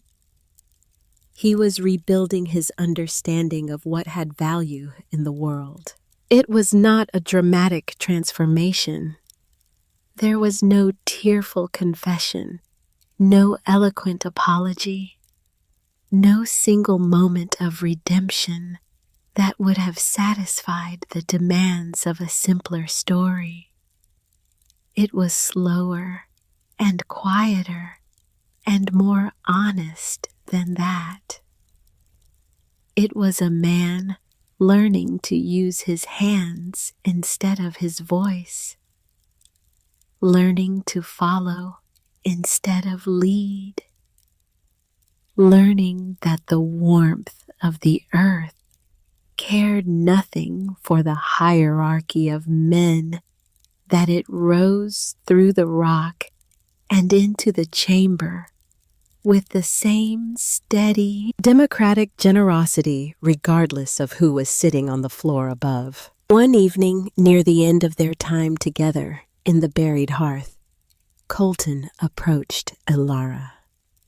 He stood in front of her for a long moment, and she could see the effort it cost him, the physical effort of a proud man dismantling his pride piece by piece. He did not say, "I am sorry." He said something harder, something that cost him more. "Tell me how the joints work," he said, gesturing at the stone wall. "I want to understand how you fitted them." It was not an apology. It was better than an apology. It was a request to learn from her, an acknowledgement that she possessed something he did not offer, without qualification or excuse. Elara looked at him for a long moment, seeing not the man who had cast her out, but the man who was trying awkwardly and painfully to find his way back to something decent. She showed him the joints. The storm broke on the 19th of December, 5 days before Christmas. The clouds parted, the wind died, and the sun emerged into a sky so blue and so deep that it looked like it had been polished. The valley was a landscape of devastation. Barn roofs had collapsed, fences were buried, trees lay shattered across fields and roads. The silence was broken only by the distant, sorrowful sounds of surviving livestock calling for feed and water. The villagers emerged from the buried hearth, one by one, blinking in the brilliant sunlight, their eyes struggling to adjust after days in the soft, filtered light of the underground chamber. They stood on the ridge and looked down at the valley, at the damage, at the enormous labor of recovery that lay ahead, and they understood that the old ways were no longer enough. The white jaw had been a warning written in snow and cold, and the slow death of everything they had taken for granted. The conventional wisdom, the solid, sensible traditions of the valley had failed. They had been saved not by any system they had built, but by the vision of a woman they had called mad, and the labor of a woman they had called foolish. Elara did not keep Maeve's knowledge to herself. In the days that followed, as the valley slowly dug itself out and began the grim process of assessing its losses, she shared the journal.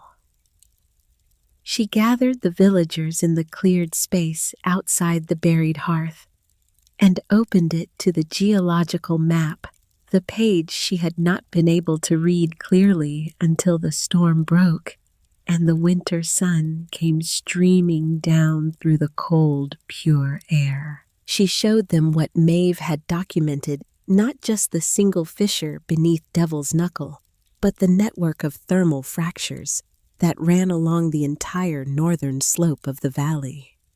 The dragon's breath was not a singular anomaly. It was a system, a vast underground river of warmth that flowed beneath the very land they had dismissed as worthless for 100 years. The lines on Maeve's map branched and spread like the roots of an enormous tree, each branch marking a place where the earth's heat rose close enough to the surface to be harnessed. The barren knuckle was not barren. It was the most valuable land in the Flint Creek Valley. Its worth had simply been hidden, buried beneath the surface, waiting for someone with the knowledge and the courage to dig down and find it. A new kind of work began.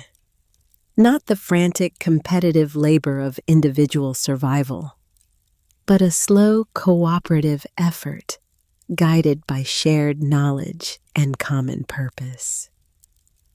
Led by Elara and supported by Harlan's practical expertise, the villagers began to dig. They started with a communal hearth, larger than Elara's, designed to grow food for the entire community.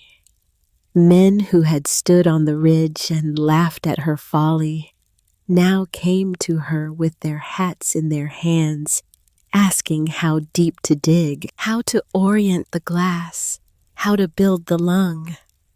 They listened to her the way they had once listened to Colton, with the attentiveness of people who understood that the person speaking possessed something they needed. Harlan taught the younger men the way he had taught Elara, by demonstration rather than instruction, showing them how to read the grain and cut the joint and fit the stone.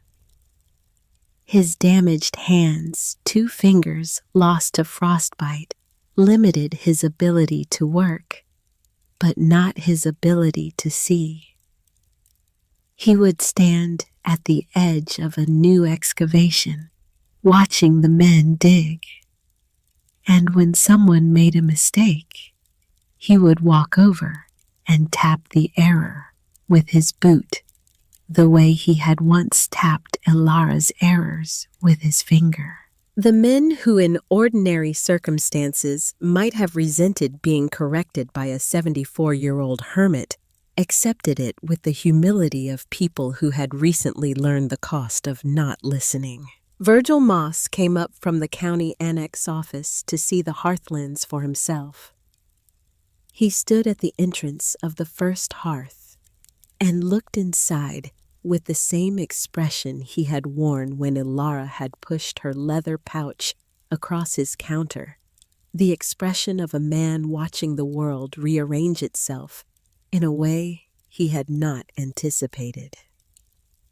He went back to his office and updated the plat maps, crossing out Devil's Knuckle and writing in his neat block letters, Hearthlands. It was the first time in 31 years that he had changed the name of a piece of land, and he did it without being asked. Colton worked among them. He did not lead. He did not organize. He dug. He carried stones. He fitted joints with a growing skill that reflected hours of practice and a genuine, almost desperate desire to master the craft. He worked harder than anyone, arriving before dawn and staying past dark, as if he were trying to move with his hands the weight of everything he had done wrong with his words. He did not speak much. He did not need to. The work spoke for him, and what it said was not, "I am sorry, but I am trying." And that was in the end the more honest statement. There was a moment about 3 weeks into the communal dig when Alara looked up from her work and saw Colton standing at the bottom of the new pit, his hands black with earth, his back bent in the posture of a man who has been lifting stones for hours. And she recognized something in his expression that she had not expected to see. It was not guilt, though guilt was there too, moving beneath the surface, like water under ice. It was wonder. He was looking at the warm rock beneath his feet, at the faint shimmer of heat rising from the fissure, and he was feeling for the first time what Alara had felt on that first night, what Maeve had felt 70 years before.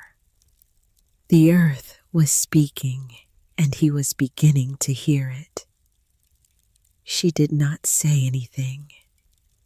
She just watched him stand there, this man who had taken everything from her, discovering that the thing he had dismissed was the most valuable thing in the valley. And she felt not satisfaction, but something quieter and more complicated, something that might in time become forgiveness. The name Alara's Folly was not officially retired. No one made a declaration or held a ceremony. It simply stopped being used, replaced by a phrase that no one could remember coining, but that everyone agreed was right. The first hearth. And the barren, worthless, God-forsaken slope that had been called Devil's Knuckle for as long as anyone could remember was renamed too gradually and organically, the way places get renamed when the people who live near them discover that the old name no longer fits. They called it the Hearthlands. By the time the next winter arrived, the northern slope was transformed. A dozen buried hearths were nestled into the hillside, their glazed roofs glinting in the low winter sun, their stone walls warm with the breath of the earth. Inside them, life flourished, kale and chard, and winter greens growing in soil that never froze, warmed by the same ancient heat that Maeve had discovered and Alara had harnessed. The valley would never again be held hostage by the cold. They had found a new way to live, not by fighting the winter, but by embracing the warmth that lay hidden beneath it. Thomas Calloway, the 9-year-old who had drawn ventilation diagrams on the wall, had started keeping his own journal. He filled it with observations and drawings documenting the temperature variations in each hearth, the growth rates of different plants, the subtle differences in the thermal output of different fissures. Alara saw him one afternoon, sitting cross-legged on the warm floor of the second hearth, bent over his notebook with the absolute concentration of a child who has discovered his calling. She thought of Maeve, who had been perhaps not much older than this when she first pressed her hand to the warm rock and felt the pulse of the earth beneath and wondered. The chain was not broken. It would not be broken. Elara stood at the entrance of the first hearth on a January evening, looking down at the valley. The lights of Harrow's Bend glowed in the early dark, and on the slope above the village, the warm light of the new hearths shone like a constellation of earthbound stars. The wind came off the peaks, cold and clean, and carrying the first fine crystals of a new snowfall, and she let it touch her face without flinching. Below her, in the valley, the sound of hammers and saws drifted up through the still air as the last of the daylight faded. The community was not just rebuilding what the storm had destroyed. They were building something new, something that had no precedent in the history of the Flint Creek Valley, or as far as anyone knew, in any valley like it. A network of buried structures, each one tailored to the specific thermal characteristics of its location, each one connected to the others by shared knowledge and shared purpose. The hearthlands were becoming slowly and organically what Maeve had envisioned on the pages of her journal, but had not lived to build a new way of inhabiting the earth that did not fight the climate, but worked with it, that did not extract warmth from dead fuel, but accepted it as a gift from the living rock below. She thought of Rowan, whose last words had led her here. She thought of him not with the sharp, tearing grief of the early weeks, but with something that had softened and deepened over time, a sorrow that had aged into gratitude. He had known about this place. He had known about Maeve. He had carried this secret, or perhaps this hope, somewhere inside him, and he had tried to pass it to her at the very end, in the noise and terror of a helicopter losing a passenger. He had not failed. The message had arrived. It had just taken the long way around through grief and dispossession and the hard transforming labor of building something from nothing. She thought of Maeve, whose hands had laid the first stones. She thought of Harlan, who had carried a 12-year-old boy's guilt for 70 years and had finally found a way to set it down. She thought of Colton, who was somewhere on the slope below, digging in the dark building, something he did not yet fully understand, but was learning to believe in. She thought of Thomas Calloway, who was learning to draw the way the earth breathed, and who would carry this knowledge forward into a future that neither Maeve nor Elara would live to see. She thought of Virgil Moss, who had updated his maps and who would tell the story of the woman who bought Devil's Knuckle to anyone who asked, and to some who did not ask for the rest of his career. She thought of Wren Calloway, whose daughter still called the buried hearth heaven, and who had become the most vocal advocate for the hearthlands on the village council, arguing with the quiet, immovable stubbornness of a man who had held his children in a freezing house and sworn that it would never happen again. She opened the journal to the last page, the page she had not been able to read in the dim light of the cellar, the page whose ink had been too faded to decipher by candlelight. She had tried many times during the storm, holding the page at different angles, squinting at the ghostly traces of Maeve's handwriting. But it was only now, in the clear, cold light of a winter sunset, that the words finally resolved. It was not a diagram. It was not a technical note. It was a message written in a hand that was shakier than the rest of the journal. The hand of a woman who was old and tired and running out of time, but who had one last thing to say. To the woman who finds this, you were never alone. I built this for you. 10 words, written by a dying hand in fading ink on the last page of a leather-bound journal sealed in a chest, buried under a hearthstone, hidden on a ridge that the world called worthless. 10 words that had waited 70 years in the darkness for the right pair of eyes to find them. 10 words that contained everything, the loneliness and the defiance and the love and the faith that someone would come, that the work would not be wasted, that the earth's warmth would find the hands that needed it most. Elara closed the journal.